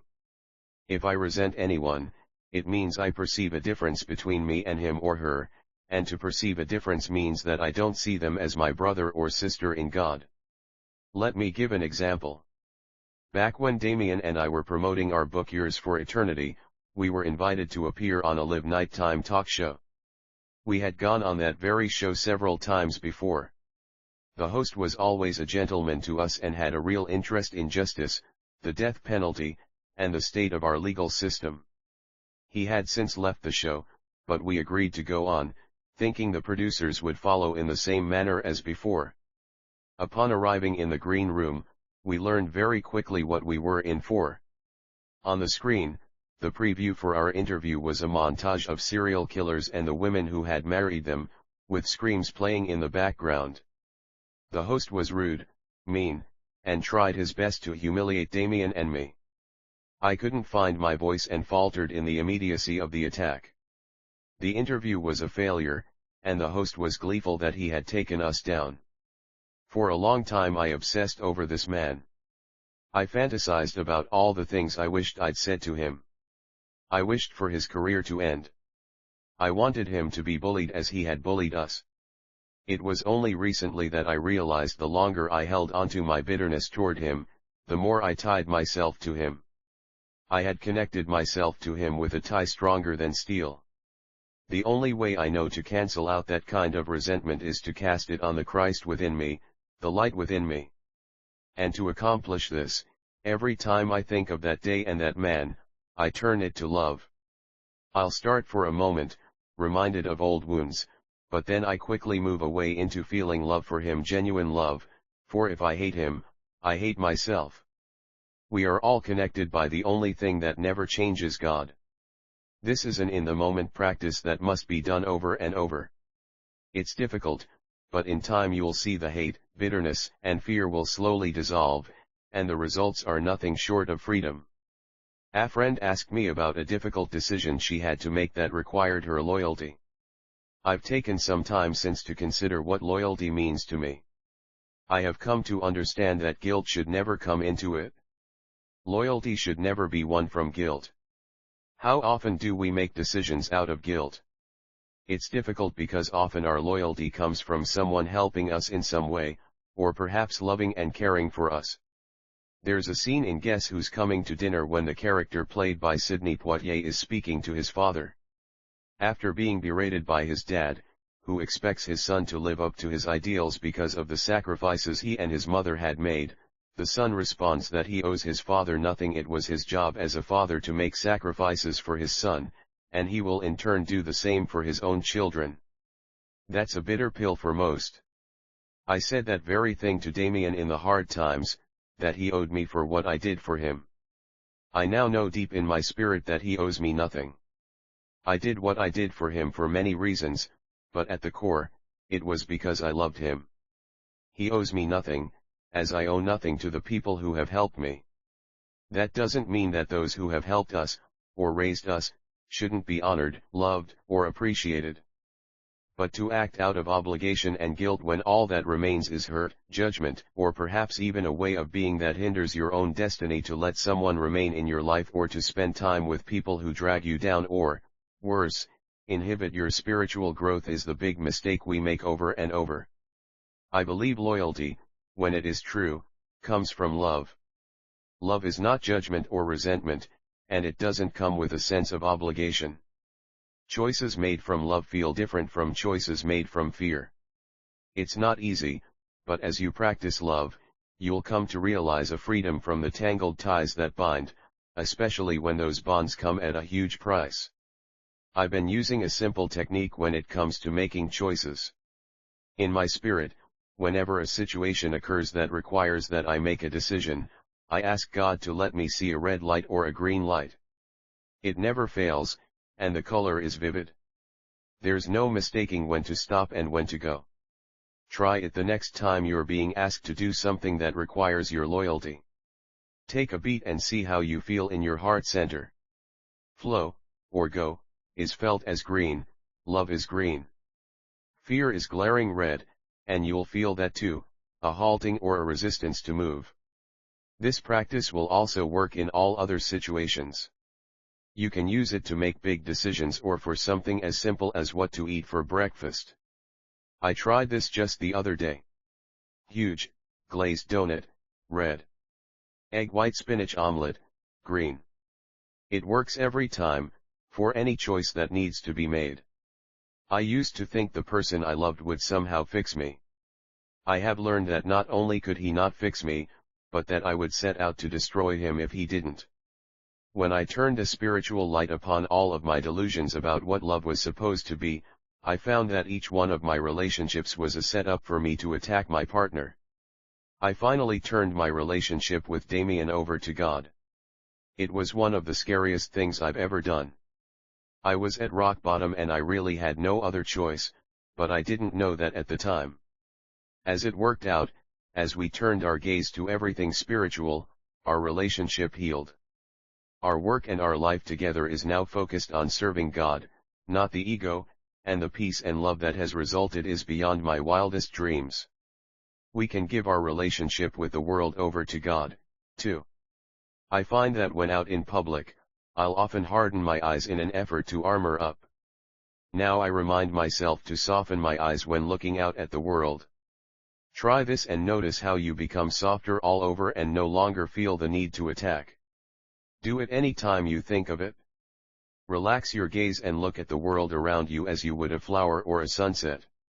I didn't remember when I first heard about this or from whom, but when out walking, if I see a feather on the ground, I am immediately reminded that angels are around. Sometimes it'll remind me of a particular angel with whom I'm working, bringing that energy right into the forefront of my attention. The same can be done with any object you find yourself seeing repeatedly. I have a friend who finds playing cards on the street. You might find your attention drawn to many mundane objects, pennies, even a bit of red string can bring the attention back to the now or bring you into a state of gratitude. It's a lovely way to extend your spiritual practice into your daily excursions. This is a favorite public place. In the moment ritual for when you are out walking or in any look out at everyone you meet and see their bodies dissolve until only the golden light at their heart center is left. See yourself as a ball of golden light, only the spirit. See everyone as yourself, a golden light walking through the world. Only then can you see we really are all one thing. Love. Part 4: Shielding and Protection. One of the things I love most about NYC is the constant ambient energy produced by all the people, movement, and activity. It is a non-stop cataclysm of psychic bombardment. Far from being unpleasant, I now find it difficult to function without it. Anything less than the tidal waves of energy makes me feel as if I'm stagnating. But that's not true for everyone, and sometimes I still find myself overwhelmed by the energy in densely populated areas. At those times I use the same methods I used to shield myself in prison. To shield is to create an energetic boundary. There is a variety of reasons to become proficient at constructing these energetic barriers. People's emotions and thoughts leave a kind of imprint upon the energy they are emitting into their environment. Some of it may be pleasant, while some of it may be outright detrimental. For example, the people at a carnival or amusement park are probably feeling emotions like excitement, happiness, and joy, whereas people in a prison yard are generating energy of a variety much lower on the vibrational spectrum: fear, rage, hatred, or outright incoherent insanity. When we absorb the energy in these situations, it affects us like second-hand smoke. For example, think of how when one person in a group panics and bolts for the door, others will follow suit even before they have any idea what it is that started the panic in the first place. We can take on the harmful or negative energies from other people, places, and things. Shielding is a way to protect yourself from their harmful effects. If you are at all empathic, shields can help prevent you from being overwhelmed by the energy you find yourself bombarded with. We talked about cutting energetic cords in part 2. A cord can form if you think about someone a lot, or if they are thinking about you. If someone is jealous of your success, for example, it may form an energy cord that could undermine your accomplishment. Shields can prevent these cords from forming. Shielding rituals are adaptable and can be used in innumerable ways. Once you get good at perceiving harmful energy, a shield becomes a fast way to protect yourself. You can also use a shielding ritual as a daily preventative and protection. The more energy you put into these rituals, the stronger your shield will be. Like all energy work, a shield is not permanent and has to be reinforced from time to time. Think of it like charging your phone. You can't just charge it once and expect it to continue working forever. All energy is eventually depleted in the physical world, and this is mirrored in the astral realm. Just as your phone has to be recharged, so too must your shield. Remember that, like all other acts of magic we perform, we never use our own energy when creating a shield. That would eventually lead to depletion. Instead, we take in energy from the world around us through our breath. Finally, these sorts of shielding techniques aren't limited to self-use. You can use them to shield a room, your house, an entire apartment building, or once you become proficient enough, your whole block. You can place shields around objects such as journals, magical tools, or other people. I have included shielding rituals in this section that you can adapt to just about any purpose you can think of, even a shield that only lets love in. Energy is incredibly contagious. We are taking in and absorbing energy all the time, some of which may not be beneficial. For example, if you spend a great deal of time around people who constantly criticize others, you may find yourself soon doing the same thing. Everyone knows someone who can't see anything but the negative. It's like they approach each and every situation almost as if they are looking for something to complain about. The same goes for anger. Some people walk through life looking for things to take offense at. Spend much time around these people, and you'll find yourself becoming as miserable and angry as they are. I thought about this a great deal when I was in prison, about how we absorb energy from people around us. The thought of beginning to resemble the energy I was surrounded by was horrifying, so I constantly took measures to protect myself. When magicians perform large rituals, they're attempting to accumulate as much of a particular kind of energy into an area as possible. The first step in such a ritual is what is called casting a circle. When we do this, we're usually drawing a circle of light around the area where we're doing the ritual. When constructing a shield, we do the same thing, except we're drawing the circle around ourselves so that it moves with us throughout the day. This ritual is a greatly simplified version of a circle of invocation and was one of the things I did daily in prison. Of the shielding rituals, it is my personal favorite due to how effective I've found it to be. I close my eyes and take several deep and even breaths. As I inhale, I visualize myself pulling in energy from the world around me. I envision it as white light, which passes through my body and into the earth beneath my feet. With every inhalation, the earth is filled with more and more bright light until, by the 10th breath, it's completely filled with as much brilliant light as possible. After about 10 inhalations, I stretch my right arm out before me, with the first 2 fingers of my hand extended and the last 2 fingers folded into my palm with my thumb over them. In magic this is called the sword mudra because it can be used to sever energy. It is also used for directing energy. I begin to turn in a circle while envisioning the light within the earth rushing back up through my body, out of my pointing fingers. I use it to draw a circle of white light around myself. I imagine it looking like a hula hoop made of light, surrounding my body at slightly lower than chest level.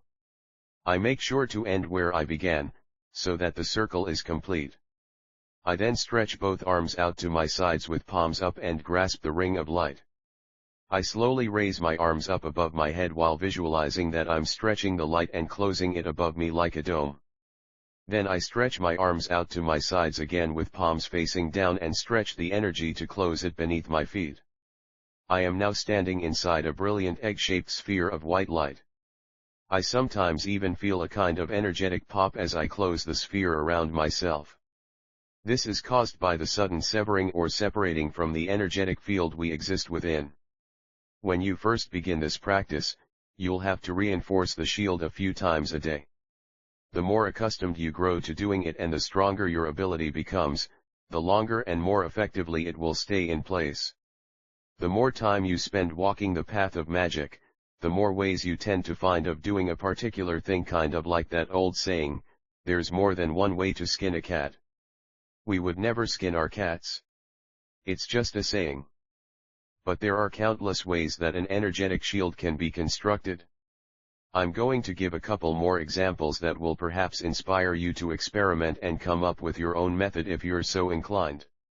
The first variation on the shielding technique utilizes your heart center and your aura. Imagine a gold sphere of light in the center of your chest. Begin taking slow, even breaths, seeing the sphere glow brighter and brighter with every inhalation as you fill it with more energy. After breathing deeply at least 3 times, I myself prefer to do it 10 times, exhale and see the golden energy you've accumulated spread out like a ripple in all directions through your aura, until it reaches the very outer perimeter about an arm's length around you in every direction. As you see it spread through your aura, know that it is patching and repairing any damage that you may have accumulated. It reinforces the outer perimeter of your aura, giving it a pliable yet tough boundary, slightly rubbery, and capable of bouncing any energy directed at you back to its source. I recommend repeating this process 3 times, following it by grounding out any excess energy into the earth with one of the visualization techniques from part 2. This shielding ritual is a little more advanced than the previous 2. This takes some practice to get used to but can feel incredibly powerful once you've mastered it.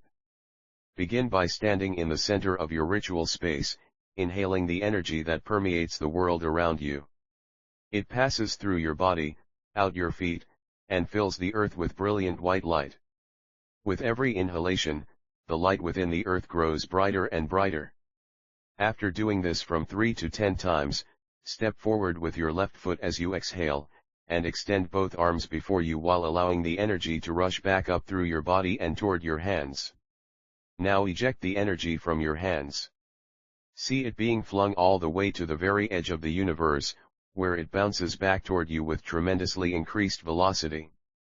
When it slams back into you, the light wraps around you and completely envelopes you in an egg-shaped dome. Some people prefer not to block out all energy with a solid shield. If they're empathic, they often feel like it cuts them off from being able to read the energy of a person or place. People who have a keenly developed perception of energy can feel like they are in a stale vacuum if they shield themselves so that no energy at all can penetrate. Others may want to absorb some of the more beneficial energies within a location, while filtering out more detrimental flavors of energy. Whatever the reason, you may want to create a less dense or solid sort of shield that is programmed with an intention to allow certain energy in but still hold others out. You do this in the same way you create the solid shield, but with some variations. This variation on the sphere of light ritual creates a shield that only higher, love-based energies can enter. We do it exactly the same way we did with the sphere of light shielding exercise, only we do it while visualizing the circle being drawn with pink light, since pink is one of the colors associated with the planet of Venus. In the magical tradition we say that Venus is the heavenly body that corresponds with the energy of love. Begin by inhaling several times, at least 3, but as many times as you'd like. Keep in mind that the more you do it, the more energy you're putting into the shield. As you inhale, see light being drawn from the universe around you. It goes in through your nose, down through your body, out the soles of your feet, and into the earth. With every inhalation, the entire earth is filled with light, growing brighter and brighter. When you feel that you've collected enough energy, extend your right hand out and using the sword mudra begin drawing a circle of pink light around you at waist level. As you do so, think to yourself, only higher vibrational, love-based energy can penetrate this sphere. And as before, by extending your arms out to your sides with your palms upturned, and slowly raise them until your palms meet above your head. Envision that you're pulling the circle closed like a dome above your head. Then do the same below, closing the circle of pink light beneath your feet. Envision yourself as standing inside an egg-shaped bubble of pink light that goes wherever you go. Inhale one final time, and as you do so, envision the pink egg of light growing as bright as you can possibly visualize it. Go about your activities as usual, remembering to perform the ritual again in a few hours. This variation of the sphere of light ritual can be adapted to allow in any type of desired energy, while still protecting you from negative energies. This time, draw the ring of light with the intention that it be porous. Envision it as either having a spongy or smoke-like texture. Instead of reflecting energy back toward its source or out into the universe, it will absorb all the energy you come into contact with. As you close the light dome above your head and below your feet, know that as it absorbs energy, it only allows beneficial or clean energy to enter your aura, while everything else gets grounded out and into the earth in the same way that you did it in the grounding exercises. Visualize the unwanted energy sliding off of the aura and going down into the earth to be recycled. In this variation we're going to create a shield that only energies of prosperity and abundance can enter. Its purpose is to prevent lack or scarcity from entering our sphere of sensation, which is just the old-fashioned term for aura. In this version you can choose to use either green or blue light. Green is the color usually associated with the element of Earth, and blue is the color associated with the planetary energy of Jupiter. Both the element of Earth and the planet of Jupiter correspond with or symbolize things like wealth, abundance, prosperity, and expansion. Whichever you choose depends entirely upon which you favor. Personally, I have sometimes used both at the same time.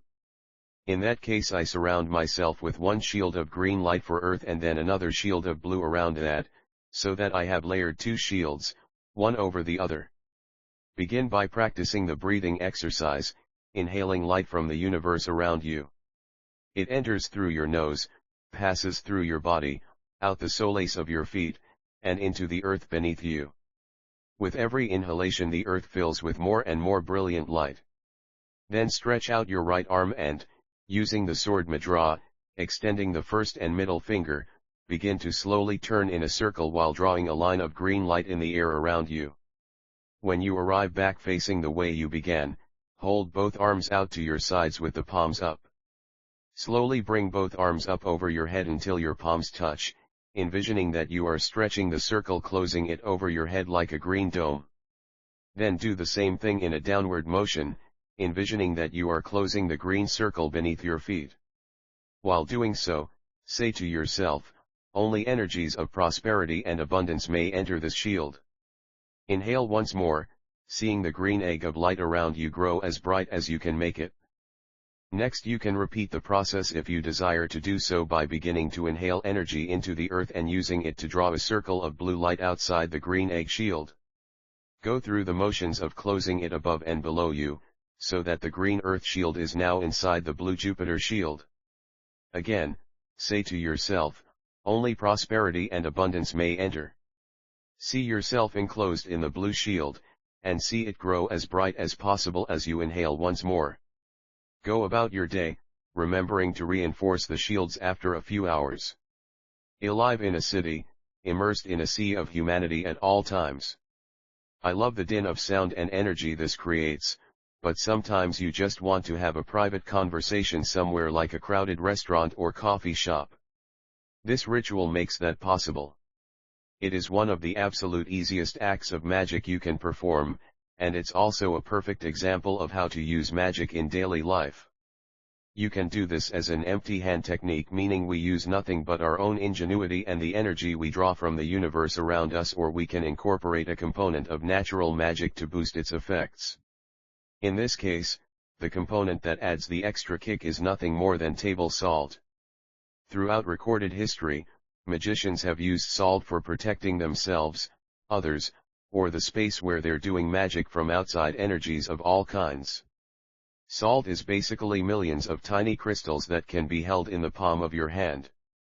First, just take the salt shaker and sprinkle a pinch of it in the center of your table. Then close your eyes and begin to take slow, steady inhalations. With each indrawn breath, envision that you are drawing in energy from the universe around you in the form of white light. It passes through your body and into the earth. As you exhale, know that the air may be leaving your lungs, but the energy remains in the earth. Focus on building that energy as powerfully as you can, seeing the earth fill with more light with each indrawn breath. When you feel like you've accumulated enough energy, use the first finger on your right hand to draw the rune known as Berkano in white light at the center of the salt crystals. Berkano is most commonly known for its connection to things like growth and rebirth, but it also corresponds to things like secrecy and privacy. As you draw the rune in light, hold the intent that you're doing it to shield your table from the world around you, closing out the energy of other people who surround you, and giving you the privacy needed to carry out your business without notice. You'll discover that those around you take no note of your conversation. This invisibility ritual was incredibly useful in a prison environment, where you don't want to attract any more notice than you absolutely have to. I learned this technique from reading John Michael Greer's books. By invisibility I do not mean that you will literally vanish and become transparent to anyone looking at you. It's more like a kind of camouflage that allows you to blend into the world, so that people take no notice of you unless they are looking specifically for you.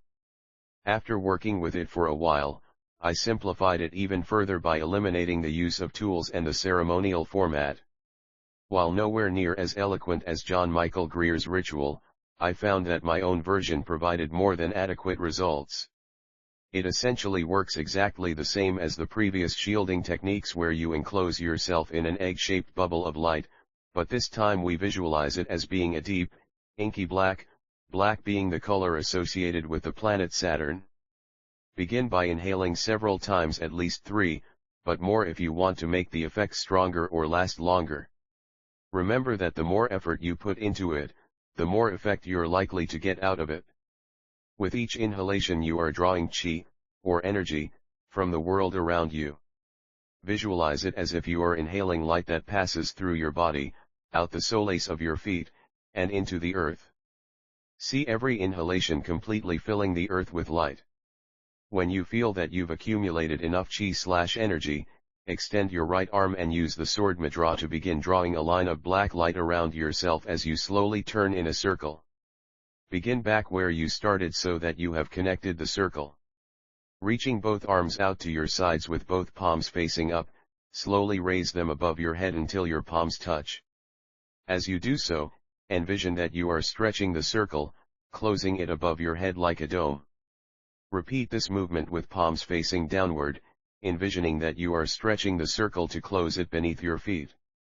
Take a moment to visualize yourself completely enclosed in a black sphere, and know that the eyes of anyone not looking for you specifically will glide over you while taking little to no interest in you or your activities. The effect will wear off after a few hours. The time will vary depending on how much energy you put into it and how adept you become at it. There are many ways to use the energy of Saturn for protection. For example, if you want to protect an object from the eyes of others, say, your diary or magical journal, bring down black light upon it. It's possible to bring light down on objects and people who are not in your vicinity. The magic works just as effectively when done remotely. One of the more creative uses I've heard of was a friend telling me that they constructed a shield around their computer to protect their social media accounts and keep them hidden from the eyes of haters.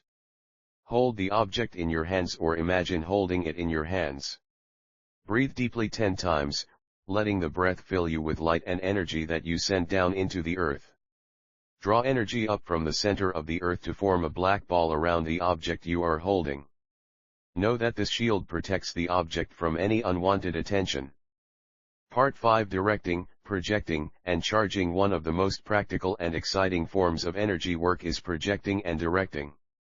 I've always favored energy directing rituals and techniques over passive kinds of meditation such as Zazen or mindfulness.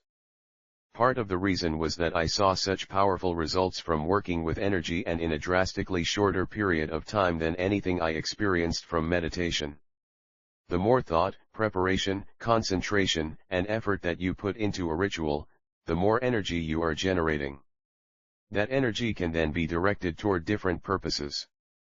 When doing this work, you are acting on the etheric or astral level of reality. This creates a blueprint from which the physical world is shaped and created. There are 2 ways to project and direct energy: pull energy into yourself and project it outwards, or pull energy down onto objects, places, or people outside of yourself. It bears repeating that in magic, we never use our own energy. To do so would deplete us. Drawing energy from outside sources and then directing it outwards to accomplish something is what enables us to create our own worlds. This section also includes rituals to charge substances and objects for use in magic. I haven't always been a big fan of using material props like wands in my rituals. This is because in prison I had to learn what one of my teachers, a woman named Dorothy Morrison, called the empty hand technique. She called it this because I had absolutely nothing material to use: no candles, no incense, no tools. Just myself. It made me realize that all of those things are essentially just training wheels.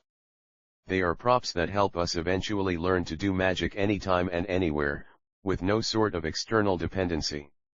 Using tools in magic can therefore be a liability if you feel you can only do magic when you have them, but it also does something else. It allows you to create a powerful artifact that adds its ever-increasing strength to whatever intention you're trying to realize. This section of the book is Damien's area of expertise, but there is a very specific ritual for directing energy that I sometimes do several times a day. As with so many of our rituals, I breathe in enormous amounts of golden light, turning my entire being into a ball of light resembling the sun. I then take that concentrated energy and imagine it flowing out to people close to me who are in need of help or healing. The energy I send is programmed with love, joy, healing, protection, strength, prosperity, creativity, inspiration, healing, and wisdom. Everything is divinely orchestrated. It's clear that none of this comes from me, but through me from God. A few of the people to which I have sent gold light have been in dire situations. Some of them have played huge parts in my and Damien's lives, but have become distant, or at times cut off. We never take these lapses personally, knowing when any of us are in pain, we tend to go inward or seek cover. Several of these people have since reached out to me. Some have asked for help, and I prayed for guidance as to how to best assist or direct them. The right path has always been clear or has wondrously appeared. Some have provided support to Damien and me, and others have had epiphanies or huge changes occur that have propelled them to a new understanding or situation that brings them peace or joy. As happens often, the results of this ritual have been under my radar. Knowing that magic always works, I'm also practicing releasing expectations, so I don't always realize when a prayer works. It's exhilarating when we realize just how amazingly it does. When Damien was on death row, I'd have kind-hearted people tell me they'd put us on their prayer lists. I'm certain there were many more I didn't hear from who also did so. I believe all of those prayers helped in the huge amount of energy that was needed to facilitate his release, and now, more than ever, I'm grateful to all of those who prayed for us. My prayer list is growing, as it's one of the most satisfying rituals of my spiritual practice. It is God working through me, and while I know the inspiration for change isn't coming from me, knowing that I can direct the energy to those in need brings much joy, in many ways. You can also do this practice at the moment you notice someone in need. We can all have bad days. I do this tiny ritual when someone I come across seems to be having a hard time of it. I imagine a bright golden light above me, and I breathe in from that light, filling my heart chakra. I then very quickly exhale and shoot golden light into the troubled person. If I only have a moment, they may only get that one bolt, but often I'll continue sending as many bolts as I can, hoping within a few moments they'll feel relief. A note: in some traditions, to heal someone or to send energy without their consent is considered disrespectful. I grew up praying for people whether they knew about it or not. Our church had prayer lists. There would be folks from all over the world on the list, and we prayed for everyone on the planet. I'm following in this tradition of sending energy to others, but if you feel uncomfortable helping anyone without their consent, the energy can be programmed to go only where it is wanted and needed. We begin the practice of sending and receiving energy with the hands because there are large energy centers in the palms that facilitate it. In fact, there are energy centers all over the body. Most people are familiar with the 7 energy centers we call the chakras. Many people in Western practices like high magic and Kabbalah are familiar with the 5 energy centers used in these traditions. However, there are actually about 360 total energy centers in the body, all joined and connected by pathways that acupuncturists call meridians.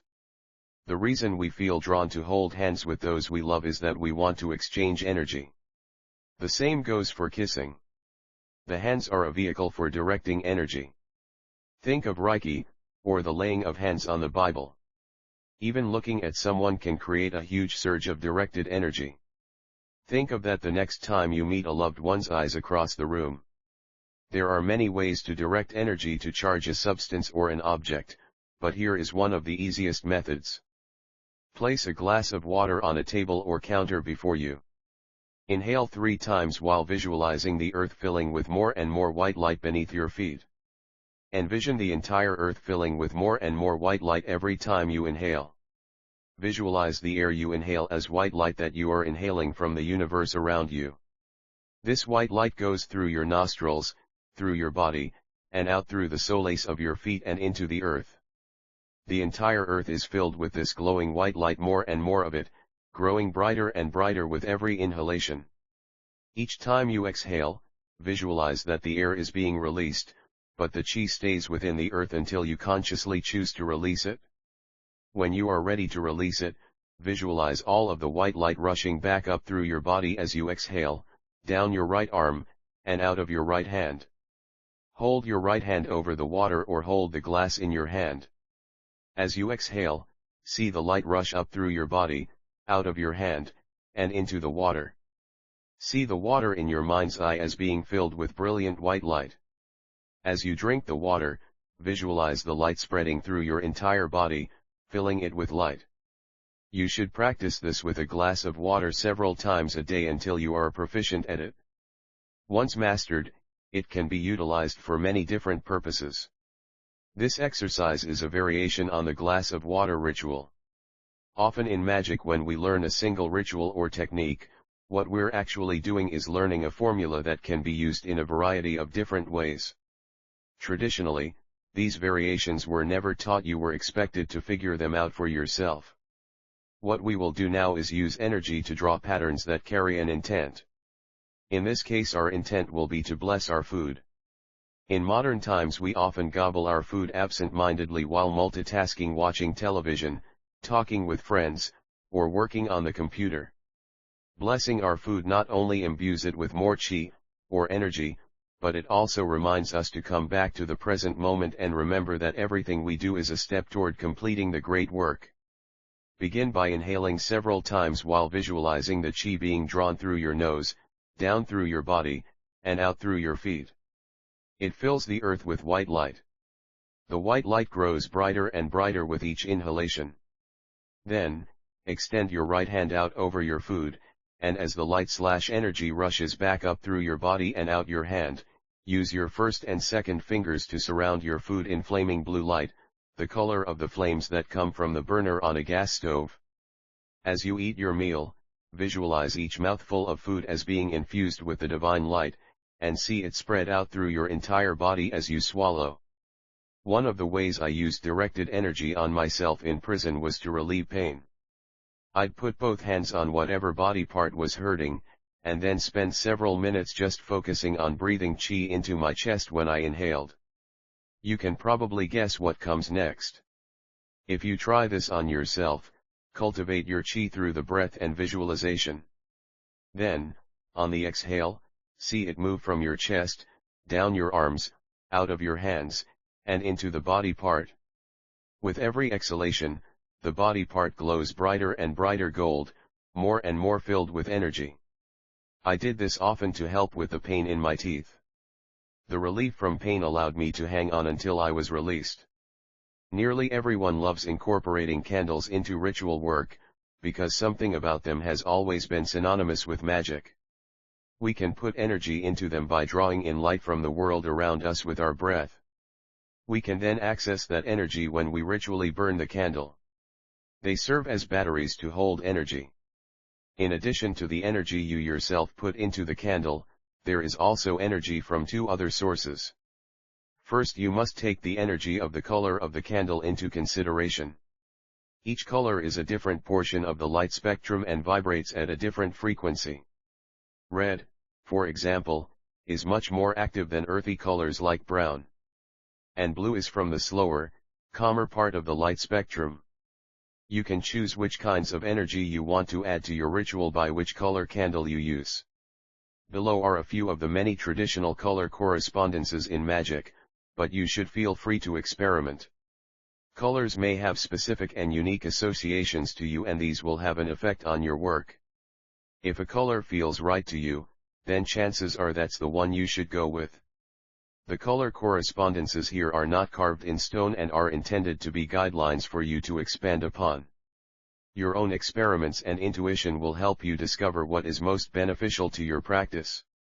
The following is a short list I put together after several years of practice, and which I've found to be beneficial.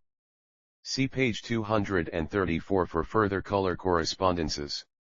Red, protection, adding force to ritual; romance orange, speed, all business matters; communication yellow, victory and success, balance and harmony; general healing green, grounding, prosperity, strength blue, abundance, growth, expansion violet, enhancing psychic intuition, lucid dreaming, anything moon related black, banishing, binding harmful energy, anything related to time or karma white; when in doubt use white as it contains all the colors; general blessing. Lastly, there is the actual fire from the burning candle.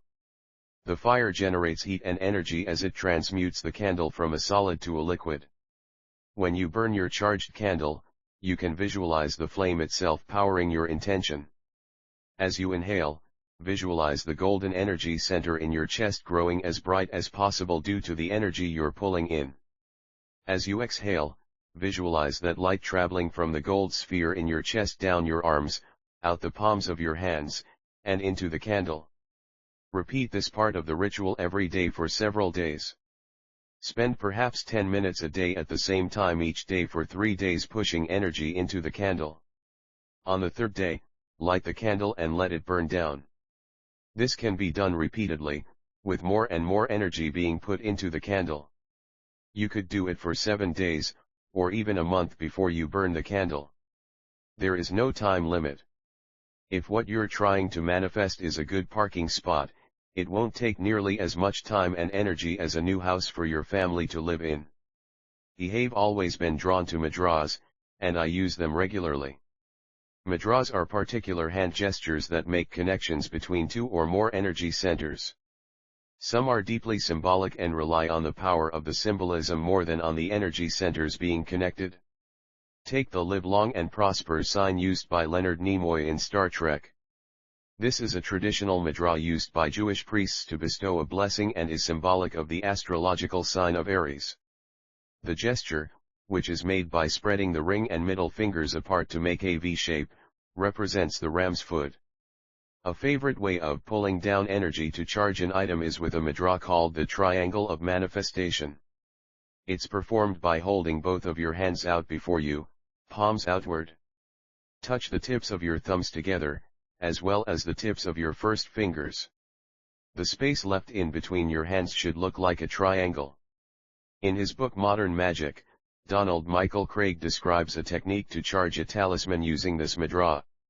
A talisman is any object charged with the intention of bringing something to you. Craig says you'll know it's successful when you feel a sensation that something has clicked into place. I kept trying and trying to do it and never felt that signal of success until I added some additional energy to it. What follows is my adaptation of his method that combines the triangle of manifestation mudra with the technique of charging an item by holding it between your palms.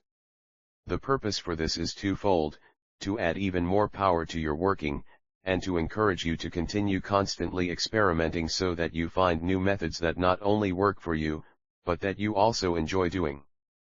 Stand outside so that you can see the full moon. Have the object or substance that you want to charge before you. Hold your hands up so that you are looking at the moon through the center of the triangle of manifestation. Bring your hands down, without breaking the triangle, and place them over whatever you are charging so that the object, herbs, etc., is between your hands and inside the triangle of manifestation. The trick to making this method work is visualizing the moon. As you lower your hands down over whatever you're charging, the moon's image remains within the triangle, as if you are taking it out of the nighttime sky and putting it inside the object. After you lower the triangle of manifestation over the object you are charging, shift your focus to the golden orb of energy in the center of your chest. Inhale 3 times, seeing it glow brighter and brighter gold as it is filled with energy. As you exhale between inhalations, visualize that you are releasing the air, but the energy stays inside. After the third inhalation, as you exhale, see all of the energy rush from the energy center in your chest, down your arms, out your hands, and into the object. Close the ritual by knocking lightly on the table or altar where you are doing magic 3 times and visualize it sealing the energy into the item. When magicians talk about consecrating an item, what we're describing is imbuing an item with divine energy to bless it. When this is done repeatedly with an object, you create a kind of holy artifact due to the way energy accumulates over time. Novice magicians are told to, whenever possible, do their rituals in the same place each day. The reason for this is that energy gradually accumulates there, enhancing any magic done in the space. This is also true of all the tools and paraphernalia used during rituals. The more we use our tools, the more of a charge they build, making all magic done with them even more effective. This is the same reason that magicians traditionally had an article of clothing that was worn during ritual work so that every time you do magic while wearing it, it absorbs a little more energy that will aid and assist with future endeavors. The wand is the preeminent tool of magic. In fact, when most think of a magician, one of the first associations that comes to mind is the wand. This has been true since the dawn of human civilization, where we find wands used for various purposes in traditions from the ancient Sumerian magi to the Old Testament prophets. In Christian iconography, the earliest depictions of Jesus ever created show him using a wand to call Lazarus forth from his tomb. In many Sumerian carvings you will see the king or one of the gods holding what is referred to as a rod and ring. This was passed to the king by the deities, representing his divine right to rule. It showed that he had been found worthy of the position by divinity itself. The ring or circle represented eternity because it had no beginning or end, just like the gods themselves. The rod represents the finite lifespan of the king, showing that his life and rulership has both a beginning and an end. The rod would be symbolically wielded by both the king, in the form of a scepter, and the priests, in the form of a wand. This is the origin of the magician's wand. In magic, the wand symbolizes the element of fire and an extension of the will of the one who wields it.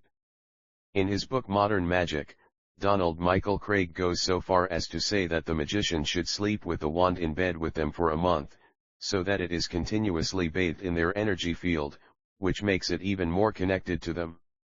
When not being used, the wand is wrapped in a black cloth to protect it from outside energies, and it shouldn't be handled by others. The history, use, and correspondences of wands is an entire field of study unto itself. Some traditions, such as the Golden Dawn, use multiple wands for different purposes. Neophytes usually began by using a wand that looked like a small wooden rod, with one end painted black and one end painted white. The white end was for basic, minor invoking, the black end for banishing. Wands can be made of particular woods, metals, and stones so that the energies are woven into the magic done with them. For example, if you want to make a wand to use only in rituals that deal with love in some way, it could be made of the wood of an apple tree, since apple trees correspond with Venus. Woods that correspond with the planetary energy of Jupiter, such as oak, are traditional for wands used in rituals for any kind of prosperity, expansion, or wisdom.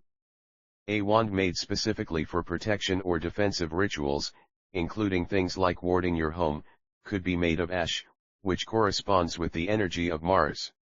While some magicians may go so far as to have a different wand for each of the energies they work with, others use a single wand for all work. This is what I do, for the most part, although I also have one I take on the road with me because I don't want to chance something happening to my main one. If I have to travel, taking my wand with me on the road is like taking a piece of my temple with me. It's topped with a quartz crystal, because quartz holds energy better than just about any other material. Some will swear that all your tools including a wand should be made by you. That is certainly a route you can go. However, I made neither of mine. They are both one of a kind, handcrafted by a wand maker in Colorado. My main wand is made from the found leg bone of a deer, a piece of oak, and the finial from an antique chair. There's an old cliché saying, when the student is ready, the teacher will appear. Sometimes magical tools are the same. The one that you're supposed to have just seems to find its way to you. The most common magician's tools, other than the wand, are the chalice, pentacle, athame, or ritual blade, and robe. Do not go out and try to obtain all of your tools at once. You'll be tempted to do this, but it's much more powerful to collect them one at a time, with great deliberation and attentiveness. Make the project of collecting your tools a ritual unto itself. Wait and see what will call out to you, or what you'll be drawn to. Begin by doing a magic ritual to obtain a wand. To start, visualize your wand, and bring gold light down upon it, asking that you find the perfect tool to aid you in accomplishing the great work within this lifetime. Then let go of the outcome and let the magic do its work. Once your wand finds its way to you, you can then do the same ritual for a chalice, pentacle, athame, robe, or any magical tool. You'll find through the years that you will have collected things that are incredibly personal to you but may not even remotely resemble the items depicted in traditional grimoires. That's as it should be, as your tools serve as an extension of yourself and every magician is unique unto themselves. I travel a lot. In fact, there have been long stretches of time since my release that we practically lived on the road. Even when I'm home in NYC, I'm still constantly moving from place to place. When you spend a great deal of your time on the move, you don't always have the time, ability, or location to do an extended ritual, which can limit the amount of energy you're able to put into your working. This limitation can be compensated for if you plan ahead of time. A mage with enough preparation time can be a formidable thing. My own preferred component is powders of various kinds because they are easiest and quickest to use. And when you're doing magic in public and trying not to draw strange looks, you need quick and easy. When I say powders, I'm talking about anything from the ash from burning incense on my altar to herbs that have been dried and crushed to a fine dust. I also use salt and sand of various colors, like what Tibetan monks use when making mandalas. Salt is one of the substances that has been used in protection rituals since the dawn of human civilization, probably due at least in part to the fact that salt is just millions of tiny crystals. Salt works by absorbing negative energy and trapping it, which is where the old tradition of throwing a pinch of salt over your shoulder to avert evil comes from. I carry a small, glass, cork-topped vial filled with blessed sea salt with me when I'm out and about. I place it on my altar each day as I'm doing my rituals, and it stays there each day accumulating more and more energy. Sometimes I've let the energy build for months before using it. When I do take it out, I use it in places that are sacred to me in some way or serve as personal places of power, places I want to surround and encircle with protective energy in order to create holy ground. Doing this can also serve to form a kind of magical link between yourself and the place, so that any magic you do there will be enhanced.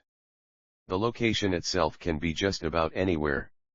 One of my sacred spots is a small park tucked away behind some buildings on the island of Manhattan. I call it a park, but that doesn't really do it justice, or conjure what it's like in your mind's eye. It's a chunk of earth, stone, and greenery that rises 2 stories into the air. I can stand atop it and look across the Hudson River to New Jersey. It's like a small citadel, made of old stone transported from crumbling Irish ruins, with spiked iron gates. Growing around and within it are flowers of all different colors and greenery so pure it doesn't look real. There's even a stone fireplace in the center of the monument, perfect for holding candles and incense. If I want to add as much power as possible to a ritual, this is where I go. For a while I was obsessed with incenses like real frankincense, dragon's blood, and white copal. I burned them to the point that the neighbors even started to complain, saying it looked like a permanent misty haze permeated their apartment. Anytime we were facing what looked like overwhelming obstacles or odds, I'd take a small jar of the incense ashes and direct energy into it while visualizing a happy outcome. I'd sprinkle those ashes on our front stoop and saw amazing results. Despite that, my days of experimenting with incense came to an end due to respiratory difficulties. I had asthma often as a child, and nearly 20 years of repeated exposure to tear gas and pepper spray aggravated that condition. Consecrated ashes and salt can be used for all kinds of ritual work. Here are just a few possible ritual uses: sprinkle over the threshold for protecting a room or the entrance to any building. Smudge a smear of ash on a person to bring blessings. To make holy water, bring white light down on a glass of water to purify it, stir in the charged ash or salt, and bring gold light down on it to bless it. The holy water can then be sprinkled anywhere, on people, on plants, or throughout rooms. Another variation on the technique of channeling energy through the hands involves working with others. One or more people focus on sending energy to someone else, who then gives it shape and intention. For example, once I did this with 2 other magicians, one of whom wanted to bless the threshold of his home. I gave him a small vial of ash from my altar, which I had collected by burning frankincense resin. Before using it, he held it between his palms while I stood on one side of him and the other magician stood on the opposite side. Both of us put one hand on his chest and one on his back, so that his energy center was between our palms. We focused on breathing energy into the centers in our own chests, and then allowed it to travel down through our hands and into his chest as we exhaled. We didn't try to give it a direction, or program an intent into the energy. We just focused on sending it to him, to do with what he chose. He then focused on sending the energy directed by the three of us into the ash, with the intent of blessing and protecting his home. There are no restrictions on the number of people that can be involved in a ritual like this. It can be done for just about any purpose. It's powerful to form a meeting of people who decide to get together once a month to help each other do work for whatever needs arise in their life. Such an act of communion and fellowship can be a ritual unto itself. At one point shortly after my release from prison, I decided to try some very light alchemical work. I was staying in a massive labyrinth of a building in NYC, so I finally had plenty of room and had access to ingredients. When I was in prison, I'd fantasized and daydreamed about being able to try some of these procedures, and I always swore to myself that if I ever got out of there alive, I'd do it.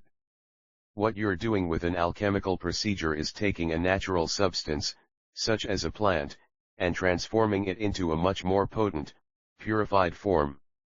Even if you're working with plants in this way, it's still astrological energies that you're focused on. In magic we use what are called correspondences. This is a way of categorizing by energy. This system goes back as long as human civilization does, but it's perhaps more popular now than ever thanks to the internet. You can quickly do research on your computer and have immediate access to what plants correspond to which planetary energies. The chart of correspondences on page 239 also lists some safe-to-consume plants and their related planetary energies. What appealed to me about alchemy was the potential for creating immensely powerful, portable magic. An example would be Venus. The planetary energy of Venus is associated with sensuality, luxury, beauty, and love. By taking a plant or herb that corresponds with Venus, you can reduce it down to its purest essence or salt while doing associated rituals. I have not gotten that far in the operation, but I know someone who has, and I've seen the end result. The salt looks kind of like tiny pink crystals. The process of creating a salt is a little complicated and possibly hazardous, especially without proper equipment and ventilation. But you can get a taste of alchemy by creating your own plant tincture. When I first did this, I settled on St. John's wort. It corresponds with solar energy, which is associated with things like victory and success, so I figured I'd find lots of little practical reasons to use it and see what kind of results I experienced. Along with the herb itself, I gathered a bottle of moonshine made at a distillery in Brooklyn. You can use any sort of pure alcohol that is 80 proof or better. You'll also need a glass container big enough to hold both the herbs and the bottle of alcohol that can be sealed airtight. I took the extra step of using the kind of jar with a clamp-on lid and a rubber seal between the glass top and bottom, sometimes called a French canning jar. This assured the contents would never come into contact with any sort of metal. Once you have gathered your materials, pour the herbs into the jar, and then pour enough alcohol over them to completely submerge them. You don't want any of the plant material sticking up out of the alcohol, or else bacteria can grow on it. And since you are going to be doing this for 30 days, you may have to add a little more alcohol as time goes on. It evaporates, and you want to make sure all the herbs stay completely submerged. The plants themselves will soak up some of the alcohol. Once you seal the top, keep the container somewhere that it will receive very little light but constant warmth. John Michael Greer's book on natural magic offers a great idea, to put it in the closet, on top of a hot water heater. Once a day, take the jar out to perform a ritual to invoke the planetary energy associated with your plant over it. You do this just as you would charge a glass of water, but focus on the planet in question and draw energy specifically from it, sending that through your hands and into the tincture. This is a ritualistic way of putting more and more chi, or energy, into the concoction every day for a month, to enhance the plant's own naturally inherent energy. Anytime you aren't doing this ritual, the jar goes back on the hot water heater. Heat is a form of energy, so the constant warmth is another form of energy being received by the elixir in the jar. After the elixir has been allowed to sit for at least 1 month and strengthened by daily invocations, strain the plant material from the liquid. The alcohol will have turned a very dark green as it absorbed the plant's essence. That liquid in and of itself is a potent tincture that holds at least 30 days worth of ritual work and intention. Store it in a bottle, and whenever you need to invoke the energy that corresponds with that particular planet, place a few drops of the tincture in a glass of water or directly under your tongue. It sends a little burst of that energy through your aura. If you're trying to gain long-term benefits, use the tincture consistently. This allows the energy to accumulate within your aura. Say, for example, that you were trying to draw more love, sensuality, and pleasure into your life. Do your research to find a plant that both corresponds to Venus and isn't poisonous or allergenic. After going through the process of making the tincture, use it twice a day for a month, once in the morning and once at night. Keep a daily journal so you can look back and see how your life gradually changed over the time period you were doing the work. Sometimes magic works in a subtle way that you don't even realize until you look back in hindsight and see how the situation eventually ended up. A journal can help you to see things in hindsight that you may have missed at the time. Mostly my prison days seem like something that happened lifetimes ago, and they rarely cross my mind. That's all the past, and I don't live looking backward. More often than not, I'm far more excited about what's ahead of me. I often feel this overwhelming sense that something good is coming for me. Something amazing. That said, I'll probably remember the first talisman I ever made for the rest of my life. In prison, a shakedown is when anywhere from 2 to 10 guards come to your cell and turn your whole world into a broken jumble on the floor. Sometimes there is a side dish of physical brutality if you're one of the few they pick out to rough up that day. When I was incarcerated, a shakedown would happen an average of once a month. It was a source of constant stress and anxiety, a kind of psychological torture. It was during one of these shakedowns that I made my first talisman. I could see the guards making their way down the tier. I knew it was going to take them at least an hour to get to me. I sat on my bunk and picked up my coffee cup and a pen. I turned the coffee cup upside down on a piece of white paper and traced around the lip of it in order to make a perfect circle. Once I had the circle, I flipped open Donald Michael Craig's Modern Magic. In it was a lesson on all different ways to create a talisman. The method that piqued my interest the most was one employed by the Hermetic Order of the Golden Dawn. To do it, you used an illustration they had created of a rose. Each petal of the rose held a letter of the alphabet. You drew a line from letter to letter of the word you were spelling, until you end up with a sigil, a squiggly line that represents the word. I chose the word protection. I used this rose cross diagram to draw this squiggly line in the center of the circle I'd drawn using the coffee cup. And then, just because I still had some time before they got to me, and I wanted to use it to put as much energy into creating the talisman as possible, I began writing "Protect me from all guards" around the edge of the circle in a coded magical alphabet. I chose to charge the talisman with the energy of the element of fire. I hadn't started my non-stop daily angel invocations yet. They still smacked too much of Christianity to me, and I had too many childhood memories of fundamentalists. At that time, I worked almost exclusively with elemental energy. There was nothing religious to my mind about earth, air, fire, and water. I focused my attention on the energy center in the center of my chest, doing the charging practices you have been reading about. Once I felt like the energy and my concentration had peaked, I released all of the chi to flow from the heart center down my arms, out of my hands, and into the talisman. As the light saturated the talisman, I saw it in my mind as being filled with intense red light, since red is the color of fire. I had time to go through this process twice more before the guards got to my cell, and I tried to put as much energy as possible into it. You could actually do this hundreds of times, creating an incredibly powerful artifact, if you had the time and inclination to do so. When I finished, I closed the talisman up inside the book I'd been using and left it lying on the concrete slab that served as a bed. When the guards came into my cell, there were 5 of them, a sergeant and 4 underlings. The underlings all waited for a cue from the sergeant to see how much damage he wanted them to do. The sergeant sat down on my bunk and began looking through a copy of GQ magazine someone had sent me. "I saw y'all on the news again the other day," he said to me. "Folks are saying y'all are going to get out soon. That true?" I honestly didn't know which answer he wanted to hear, yes or no. "From your mouth to God's ear," was what I finally said to him. "I hope you sue these motherfuckers for millions," he said. Then he stood up and nodded for the underlings to get out.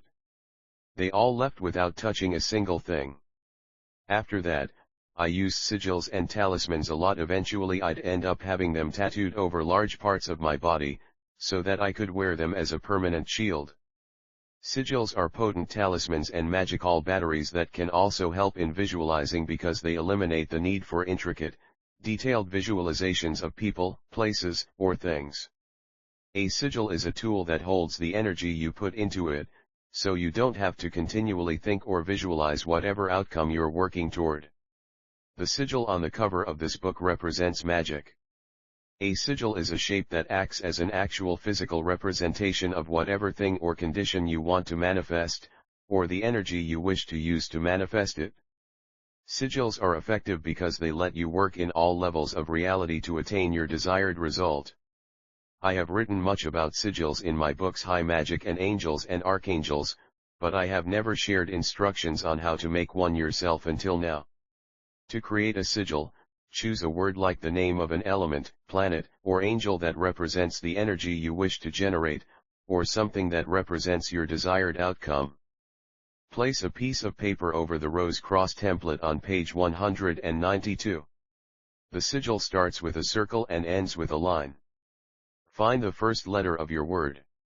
Draw a small circle there. Starting from the small circle, use a straight edge to connect each letter of the word from the center of one petal to the next. When you get to the last letter, draw a short line perpendicular to the line you just drew, right where it ends. If a letter does not exist on the template, then use the sound of the letter instead, or if that is not possible, then omit the letter completely from the sigil. You can draw the sigil on any object or simply on a piece of paper. You can charge it with the energy of an element, angel, or any other beneficial force. See page 234 for charts of elemental correspondences. Part 6 Manifestation and Mastery. One of my students asked me recently what I think about the law of attraction. I replied that it is basically watered-down magic. There is nothing wrong with attracting beneficial things and experiences into your life, but once you have them, what then? The law of attraction teachings are not a complete path. Will acquiring another 6 Rolls-Royces bring you liberation or serve to awaken you to the truth of who you are? As I have said before, I see magic as the Western equivalent of the Eastern traditions that have a goal of freedom from the cycle of existence. That said, even those traditions teach that it is fine to experience a prosperous life, particularly if you don't get hung up on the material world as the be-all and end-all of existence. The physical world is just one level of reality. More about that a little later in this section. I was having dinner at my favorite restaurant in Harlem one night. I told our friends that I would pay the check if they'd do magic with me. They agreed. When the check came, it was $140. I asked them to do magic, in whatever their preferred way was, for that $140 to return to me tenfold. We then spent about 2 minutes sitting around the table with our eyes closed, charging the check as a talisman. Less than a month later, a publisher in another country who wanted to buy translation rights to one of my books contacted me. They were offering $1,400. Another example is my tours of the Met. I had spent a straight month doing hours of ritual work with the focus of having an amazing job in a rich, beautiful environment that I loved, something that would contribute to my completion of the great work, something that made me happy. Almost by accident and with no pre-thought, I found myself conducting tours at the Metropolitan Museum of Art in Manhattan. I just woke up one day and announced on social media that as of today I will be conducting tours of the Met. Suddenly every time I looked at the calendar, another tour had been booked. The Met became my office and second home. I worked in a place more rich and priceless than any of the offices of the biggest companies in New York. Sometimes I would look around me and think, this is where you work. You get to spend every day in this epicenter of beauty and magic, a virtual 3D map of the eons. Actually, it all was set in motion when I was with one of the two guys I did magic with at the restaurant. He told me, if you want fine things in your life, then you should go to places where you'll be surrounded by fine things. From then on, I put a great deal of thought into everywhere I went. I never really went into bars after that because they weren't part of a life I wanted. And I started spending as much time as possible surrounded by depth, history, and beauty. I started spending time at the Metropolitan Museum of Art, which holds some of the most priceless and magical objects on Earth. Exploring New York with a new sense of discovery, I visited cathedrals, museums, and places that held the energy of devotion and love of divinity, places designed to retrain your mind to focus on things above the mundane and mediocre. Every building starts with a drawn plan with words called specs that describe how to construct it. Everything we see in the physical world began with a thought, or a collection of thoughts. The mind is the starting point and the connecting link to the manifest and unmanifest worlds. Nothing can stand between you and the dreams that you choose mentally, and then project outwardly through your spoken and written words or imagination. Is to examine and take seriously my thought life about 5 years ago. In the beginning my mind was so wrought with fear, judgment, and just a general sloppy mess of words like can't, won't, hate, words carrying so much negative weight it was no wonder I found myself sinking into the mire of mediocrity and lack. Just starting small with changing your thoughts will bring about huge results. Some of the things I suggest may make you think, that won't change anything, it's just a thought. Well, just try even one of these exercises on a daily basis and see how differently you start to feel. First thing in the morning upon awakening, think of joy flooding your heart, and envision gold light filling up your chest, your body, and then illuminating your whole room. The thought of joy will change the course of your morning. You can add an angelic or divine presence to this practice, as in the upon waking ritual, if you wish, but you can also keep it very simple. When you look in the mirror, say out loud, or think to yourself, "You're beautiful. I love you so dearly." Again, it sounds corny, but if you say it, or think it about yourself, it will eventually open you up to healing long-standing wounds you've inflicted upon yourself. Feelings of "I'm not deserving of a full, rich life" or "I'm not good enough." If you're tough on yourself, like I am, thoughts and words of love afford a little softness and tenderness to take root. It also helps you find love for others more easily. If you love and forgive yourself, it's a great start in loving and forgiving others. As the day progresses, when you see people, try to see and think of a golden spark in them, as I suggested in part 3. As you pass them on the street or in the workplace, or even in the people with whom you live, envision that spark of gold. It helps to see all people as sharing that one energy source. Even if we or they may not be acting like it, it's still there. At the end of the day, look at all you've done and bless all your relationships, projects, and interactions with divine love. Just think or say to yourself, "I bless this situation with divine love," and see how it feels. During sleep, your subconscious mind will let go of the problems or snags, and divine love will start to work in ways you'll never quite believe. I now find I can be aware of my thoughts maybe 50% of the time. I'm able to see a thought come into my mind and have the buffer to decide, should I say this out loud or not? Most of the time, I decide the thought need not be uttered. I've become much more conscious of my idle chatter and my judgments about myself or others. It's taken a long time, and the work will never be finished, but I think I'm better for being a little bit quieter. I think Damien thinks so, too. But, being the quiet type, he hasn't used his words to say it. Your thoughts and words are the basics, it's true. From the mind come words that elaborate on the images the mind creates, which is why it's extremely important to mind what you say.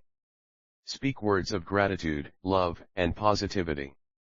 There are other ways to imprint your desires upon the energetic levels of reality as well.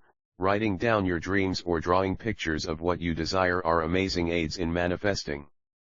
Looking at images of actual physical representations of things you want to bring into your life can also help.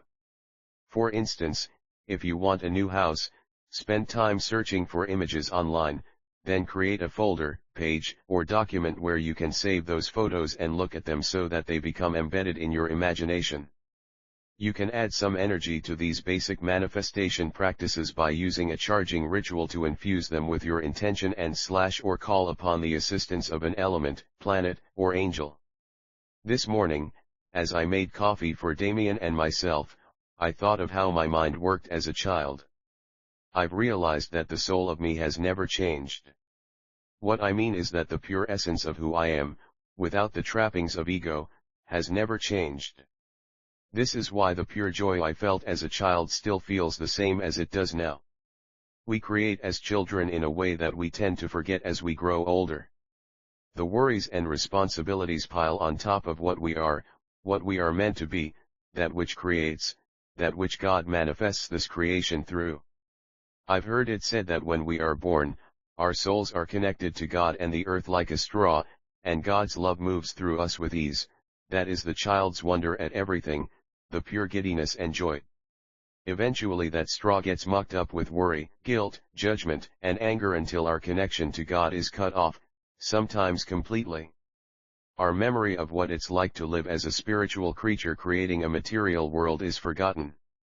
As I poured coffee and fed the cats and fish, memories of childhood flooded back to me, and I realized how many things I thought of as a child had actually manifested. I laughed as I remembered dreaming of a boy from space who would land on Earth. In my tiny single bed before I fell asleep, I would envision taking him around the world, introducing him to different foods and my favorite places. Yeah. That's what I got. As a 12-year-old, I was bound and determined to live in New York, work in a fancy building, go see any movie I wanted to see. I'd sit on our front porch, reading the film reviews in the New Yorker, and in my mind, I was in the theaters, seeing the films. Later I did exactly that. I worked in one of the most beautiful buildings in Soho and saw every single movie I had read about all those years ago. This morning, sitting in bed, sipping our coffees, I asked Damien if he remembered any of his childhood dreams and whether or not they had come to pass. His answer was brilliant. Being born with dark brown hair, he longed for the jet black color of his parents' hair. I looked closely, not even a trace of brown, and he's never been near hair dye, except for the time he got some silver streaks. He then said the first time he saw Bruce Willis he thought his receding hairline was exceedingly handsome and wished it for himself. As a child of 8 or so, to wish upon yourself a receding hairline is so very Damien. Have a look at a photo of him sometime. As I continue to do spiritual work, I'm feeling lighter, and more childlike. I find more joy and giddiness, a moving away from the judgment that has had me mired in the mundane for years and years. We're all so careless with ourselves, allowing hate to overtake us, even when we don't understand that it's happening. It starts very, very early. Think back to when we first start casting blame, or attacking because someone has taken what we deem as ours, or talking about the kids who are different from us, or bullying others. It starts when we are young, and charts a corrosive, destructive path that leads to broken lives, pain, and fear. There's always time to put it all right again. The shift can come in an instant, the moment we decide to change our thoughts, watch what we say, and stay at it until we cleanse that conduit that connects us to God. As you prepare for sleep, speak to yourself about what you are. I am creative. I am confident. I am talented. I am prosperous. I am willing. I am open to potential. My life is divinely orchestrated and perfectly successful. Whatever it is that you are doing magic for, speak it and prepare your mind to receive it as you're going to sleep. Your mind will take these statements as the truth, and will, over time, begin to manifest those things. I'm a procrastinator. During my university years studying landscape architecture, I was the one in the studio for 72 hours straight, sleep deprived, my mind warped into a new reality, working to complete the project I'd had 4 weeks to complete. In my adult life I worked in offices. The strict confines of 9 to 5 helped in mediating my delaying tactics. I couldn't watch a movie, or read a book, or whip up scrambled eggs while at my desk, so I got my work in on time. I found structure was needed in my life. It gave me balance and evened out the anxiety us dilly-dalliers experience every second of every waking hour. My life and work changed abruptly after Damien's release from prison. No longer was I working for a firm, I was flung into being a movie producer, a public speaker, a writer, and an artist. While I relished in the freedom and joy of creativity, I was back to a structureless existence. Projects now hung in the ether waiting for me to address them, like silent wallflowers hoping for the chance to dance. Anxiety became a familiar shroud as I would begin every day with, "Today I'll start writing that book," or "Today I'll begin the drawings for that art show." The days filed by, one after another, as I whittled time away like an old man with a pocketknife and a stick. The Quakers have a saying, "Pray and move your feet." It is important to match your thoughts and words with actions if you are to see change in your life. Talking with a friend of mine who has a similar affliction, she offered a solution: an app that times your activities. You sit down, start the timer, and work for 25 minutes. After that amount of time, a small chime sounds and you take a 5-minute break. This break can't be checking emails or looking at social media. You must get up and do something. I was desperate. Having gotten the app, I sat down with my laptop, typed in the task I was about to dive into book and set to work. I nearly jumped when the chime snapped me out of my concentration. I got up, did some jumping jacks, made a tea, played with the cats, and the chime called me back. My friend calls it the benevolent taskmaster. If you don't have an app, use a common kitchen timer or the alarm on your phone. People often speak of writers as being ritualistic. I couldn't claim that attribute before, but now not only is lassoing time in small batches a godsend, it has become one of my favorite daily rituals. I was raised in an environment that was immersed in a poverty mentality. My father grew up poor, the kind of poor that most can never understand. It's the stuff of novels and movies, Angela's Ashes, or The Glass Castle, often looked upon as something that only exists in stories. My father's mother died in childbirth, leaving him a bereft 2-year-old without the benefit of any softness in his world. His was a childhood filled with fear, the monster in the closet that threatened to tear him limb from limb. He had no one to soothe or calm his terrors. He brought that fear into our family, the stripped down, sinewy, gnawing monster that now hid in my closet, the unseen terror that I may end up alone, broke, living on the streets with nothing and no one. The dark shadow of a poverty mentality followed me into adulthood, where I would fear getting fired from every job, dread the phone bills that Damien and I would rack up, inevitably, our need for connection trumping my ability to manage the steep premium it cost. Fast forward to 2019. I made a pact with God. Having let the locusts feed on my soul for far too long, I was bound to rise above it. If a caterpillar could do it, then so could I.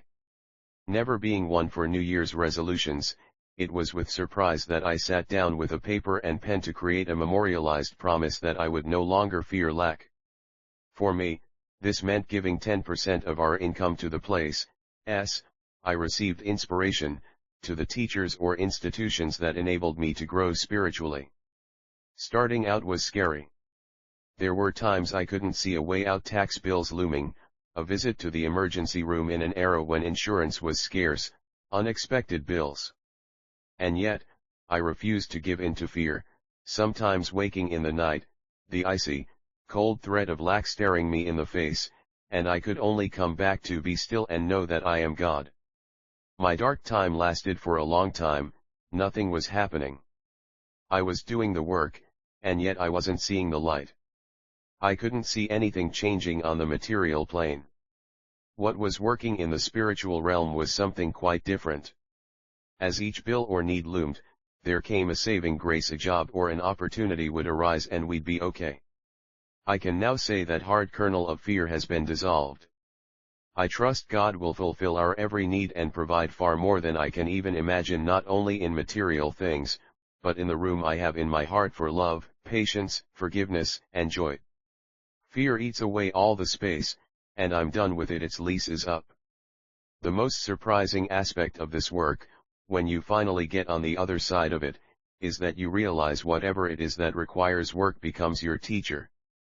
I can now look lack right in the face and thank it for all it has taught me. It's banished from my soul, and I've sent it on its way, but I bless it, even as I bid it adieu. Don't let the screen door hit your ass on your way out. I learned this technique from the magical author Damien Brand. When fear of lack arises, call upon an archangel or other spiritual entity.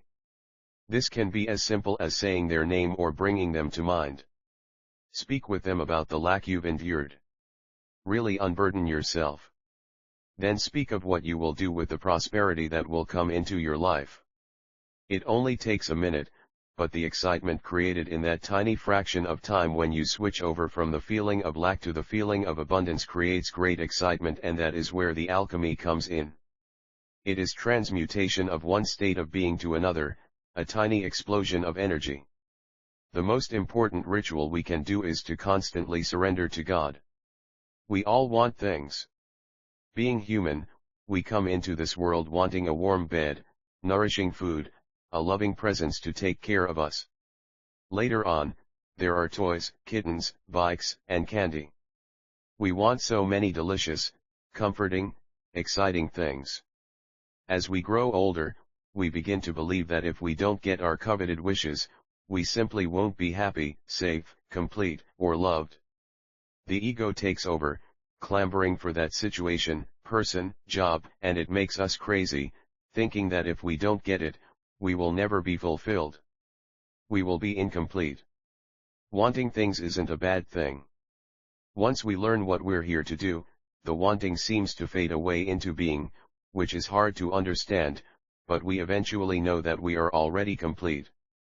The only problem with wanting is, if we latch on and wait for it to manifest, then what we're focusing on is that fact that we don't have it. We're focusing on lack, and lack will perpetuate.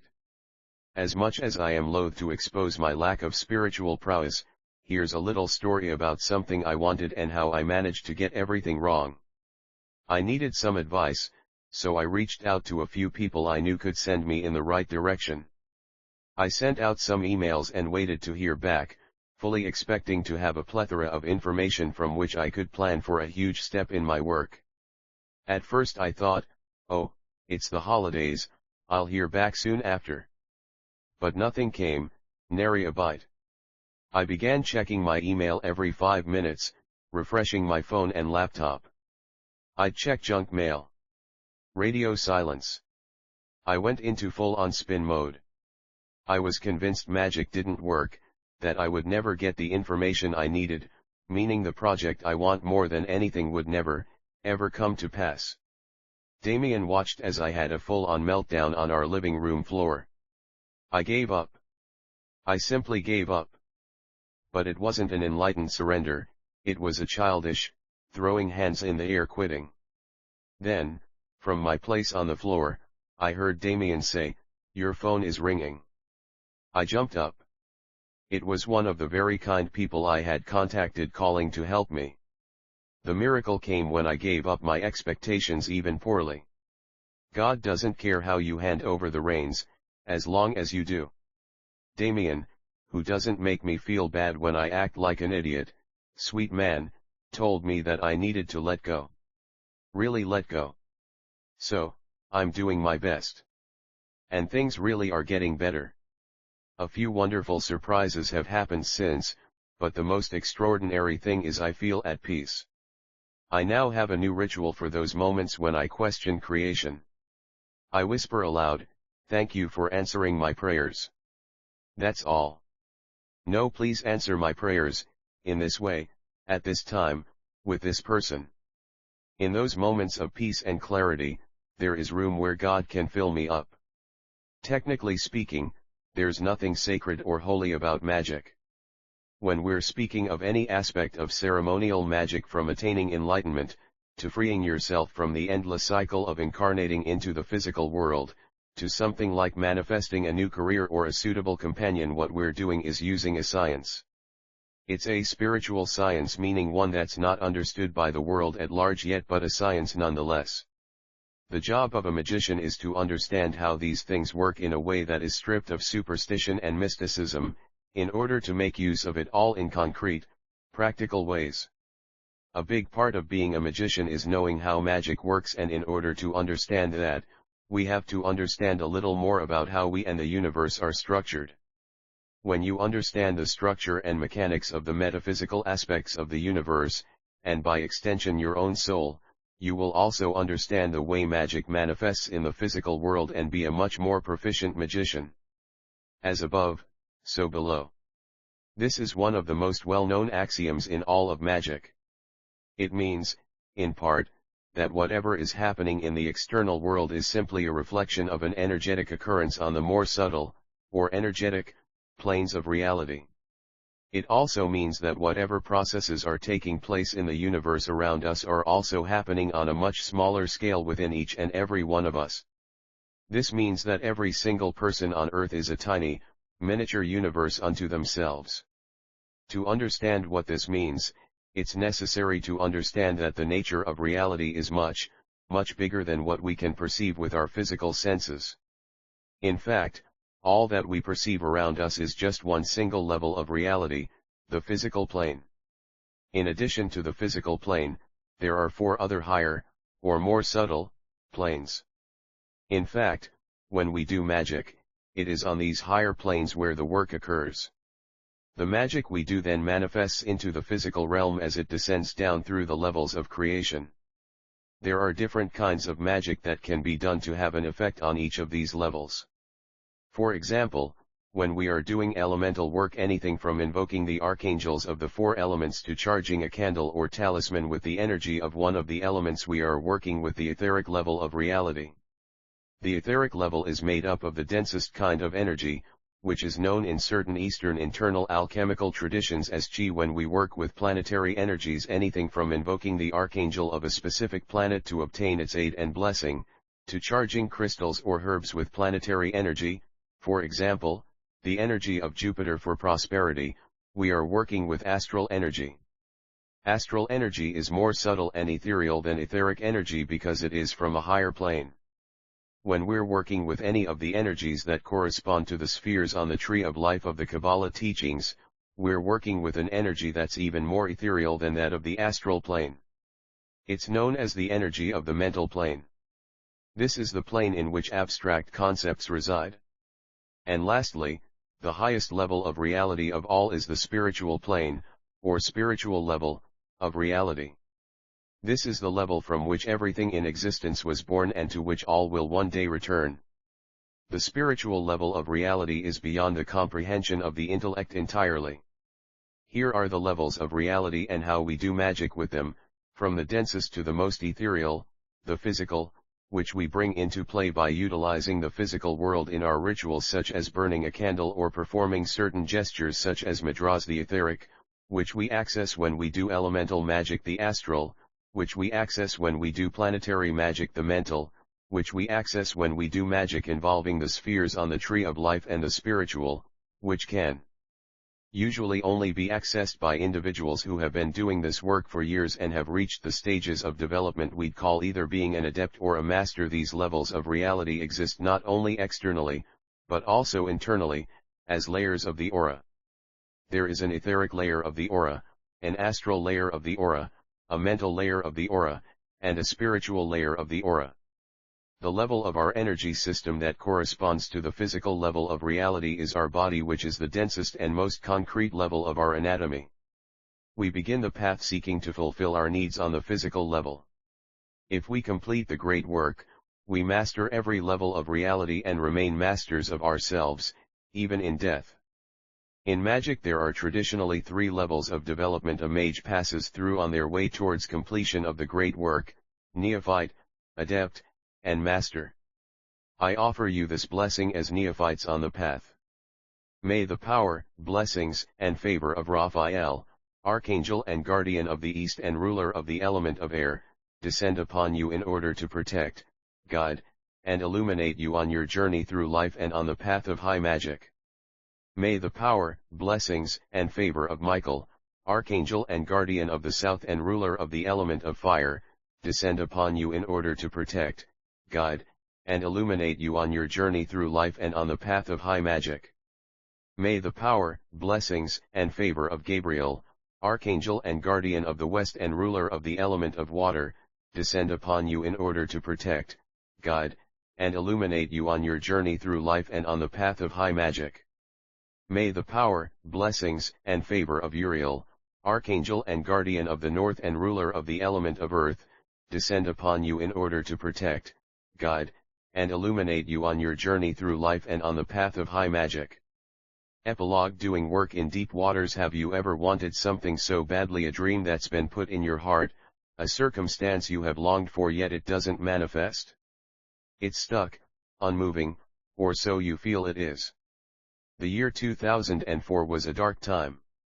I had been living in Little Rock for 5 years after learning about Damien's case in 1996. We married in 1999. We had momentum.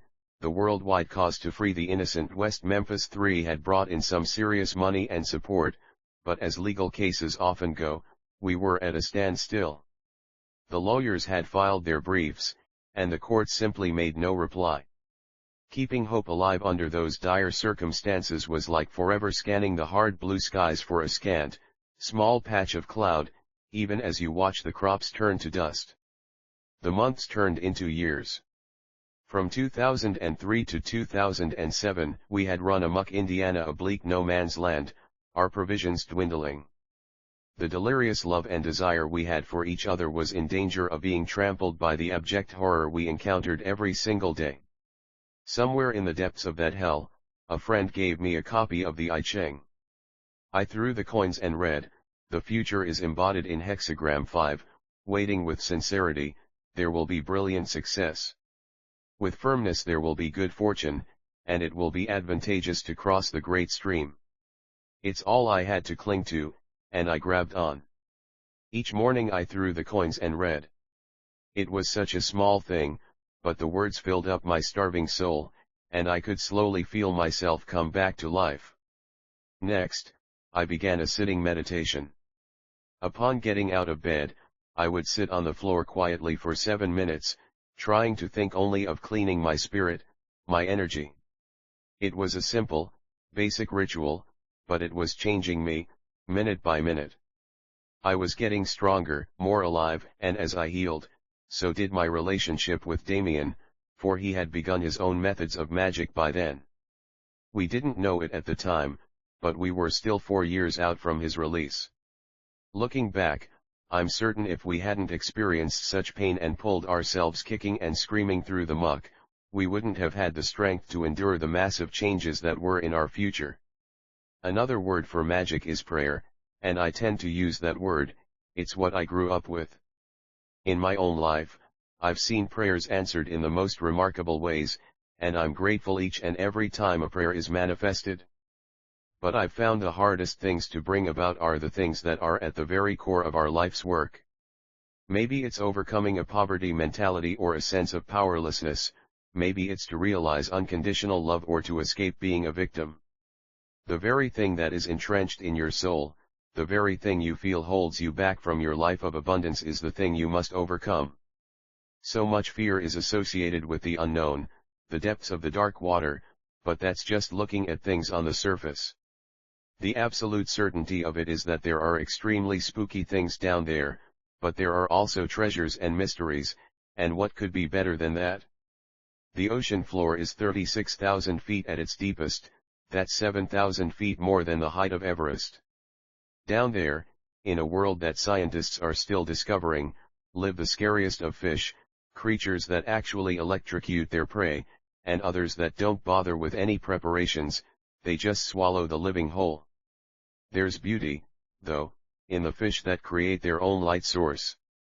Like hundreds of lightning bugs moving silently through their dark, velvety world. It's called bioluminescence, and it's nothing short of magical, creating bright stars in a black, inky sky. There's also sunken treasure. 3 years ago, a Spanish ship was discovered that contained a fortune worth 17 billion. Strange worlds remain down there: whole pyramids, huge limestone roadways, and the remnants of entire cities remain etched into the sandy landscape. So, if given the choice, where would you rather be? In bright shallows, or in the deep waters, where the mystical merges with the terrifying and the unknown? Abundance is as bountiful as the number of stars in the sky. Imagine your way out there, floating on the surface of calm blue. The sun shines, the wind blows a cool breeze, and you know there are mysteries in every direction. Be excited about the hugeness of it and give it all to God and relax, float for a few moments. Do work in the deep waters. Joy in every moment. Back when Lorri first found me, we descriptions about the life we would wrote, create letters that together in were full of detailed the free world. We wrote of traveling the world, having the freedom to do whatever creative work we wanted to do, and we envisioned even the most mundane of experiences as magical, that our days would be filled with joy. Magic enriched my life and protected me while I was on death row. My release plunged me into a complex trauma even I couldn't understand. Those around me weren't capable of seeing the damage, and most of it was interior wounds that couldn't be seen. Traveling the world instantly manifested, having 2 books and a film to promote in the first 2 years of my freedom. By the start of my 3rd year out, I had suffered my 2nd nervous breakdown. I wasn't capable of managing my life at that time, let alone my magic practice. Eventually Lorri and I hit rock bottom, and we found we weren't functioning as a couple and barely as humans. We initiated a slow but steady routine of building rituals into our lives, some of which are included in this book. We spent whole days in separate rooms, each of us building our spiritual practice so that we could build a foundation for a new life together. It took time and patience and the faith that God would heal us, not only restore us, but bring us out stronger, better. I'm so happy to report that we persevered and now have a relationship that's thriving. I've never been happier, and our home is filled with joy and love. We can finally say that the biggest manifestation of all has come. Joy in every moment, in the mundane, and in the extraordinary. Acknowledgements. Damien and Lorri would like to thank everyone at Sounds True, especially Tammy Simon, Jennifer Brown, Jade Lascelles, Jeff Mack, and Chris Peoples, for without them this book wouldn't exist. To Henry Dunau, truly the best agent and a huge support. To our fellow magicians, John Michael Greer, Michelle Bellinger, Ricardo Villanova, Derek Donovan, Pablo Mercado, Asma Rul, Mayala Gutierrez, Ilona Virostek, David Reyes, Seon Korn, and Jay Connor, thank you for all the wisdom. To Sherry Chico for being the best sister and teacher. All our love. Thank you, Rohini Walker and Terry Taylor Castillo, Martin Mancha, and everyone at the Joshua Tree Retreat Center for the most inspiring place to teach. Thank you, Kate KZ, Crystal Nye, and Ruth Carter for seeing us through the pandemic. We didn't have to go a single day without toilet paper or hand sanitizer. To all of our amazing friends to whom we're eternally grateful, especially Philippa Boyens, Fran Walsh, and Peter Jackson, Tracy McCord, Shelley Huber, Deborah Strefella, Josh Wakely, Zach Hunter, Kevin Wilson, Matthew Goldman, Matt Fennell, Jeremy Friedel, Mayor Hiron Imus, and Steve Braga. Thank you to our families and all the wonderful people who have supported us on Patreon, many of whom feel like family.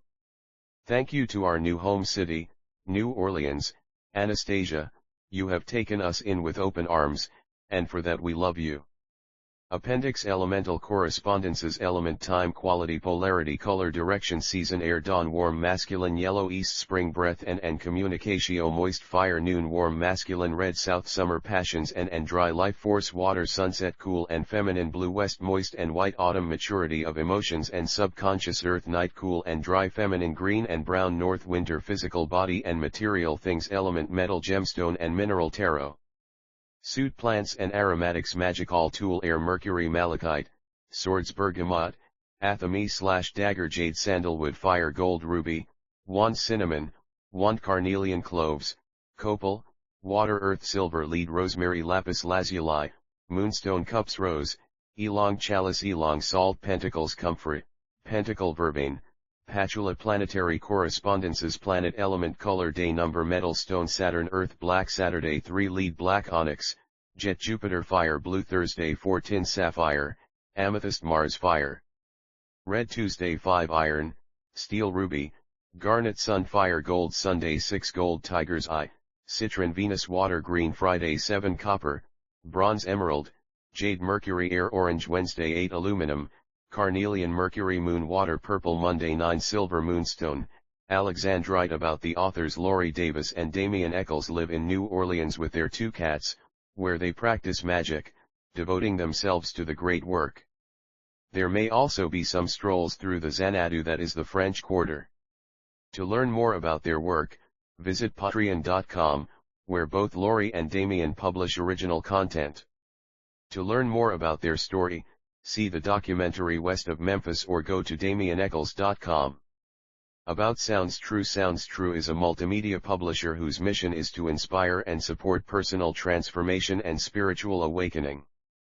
Founded in 1985 and located in Boulder, Colorado, we work with many of the leading spiritual teachers, thinkers, healers, and visionary artists of our time. We strive with every title to preserve the essential living wisdom of the author or artist. It is our goal to create products that not only provide information to a reader or listener but also embody the quality of a wisdom transmission. For those seeking genuine transformation, Sounds True is your trusted partner. At SoundsTrue.com you will find a wealth of free resources to support your journey, including exclusive weekly audio interviews, free downloads, interactive learning tools, and other special savings on all our titles. To learn more, please visit SoundsTrue.com/free gifts or call us toll-free at 800-333-9185 Boulder, Colorado 80306. Copyright 2022 Damien Echols and Lorri Davis. Sounds True is a trademark of Sounds True, Inc. All rights reserved. No part of this book may be used or reproduced in any manner without written permission from the authors and publisher. This book is not intended as a substitute for the medical recommendations of physicians, mental health professionals, or other healthcare providers. Rather, it is intended to offer information to help the reader cooperate with physicians, mental health professionals, and healthcare providers in a mutual quest for optimal well-being. We advise readers to carefully review and understand the ideas presented and to seek the advice of a qualified professional before attempting to use them. Published 2022 book designed by Lindsay Dodaro. Cover sigil, signatures, runes, and talisman illustrations by Damien Echols and Lorri Davis. Practice and Rose Cross illustrations by Meredith March. BK06254. Library of Congress. Cataloging in publication date and names: Echols, Damien, author; Davis, Lorri, author. Title: Ritual, an Essential Grimoire / Damien Echols and Lorri Davis. Description: an Essential Grimoire. Boulder, CO. Sounds True, 2022 includes bibliographical references. Identifiers: LCCN 202-103-5650, print, LCCN 202-103-5651, ebook, ISBN 9781683648208, hardcover, ISBN 9781683648215, ebook, subjects, LCSH, Magic. Ritual. Grimoires. Classification: LCC BF1623.R6E28 2022, print, LCC BF1623.R6, ebook, DDC 133.4/3DC23 LC record available at https://lccn.loc.gov/2021035650 LC ebook record available at https://lccn.loc.gov/2021035651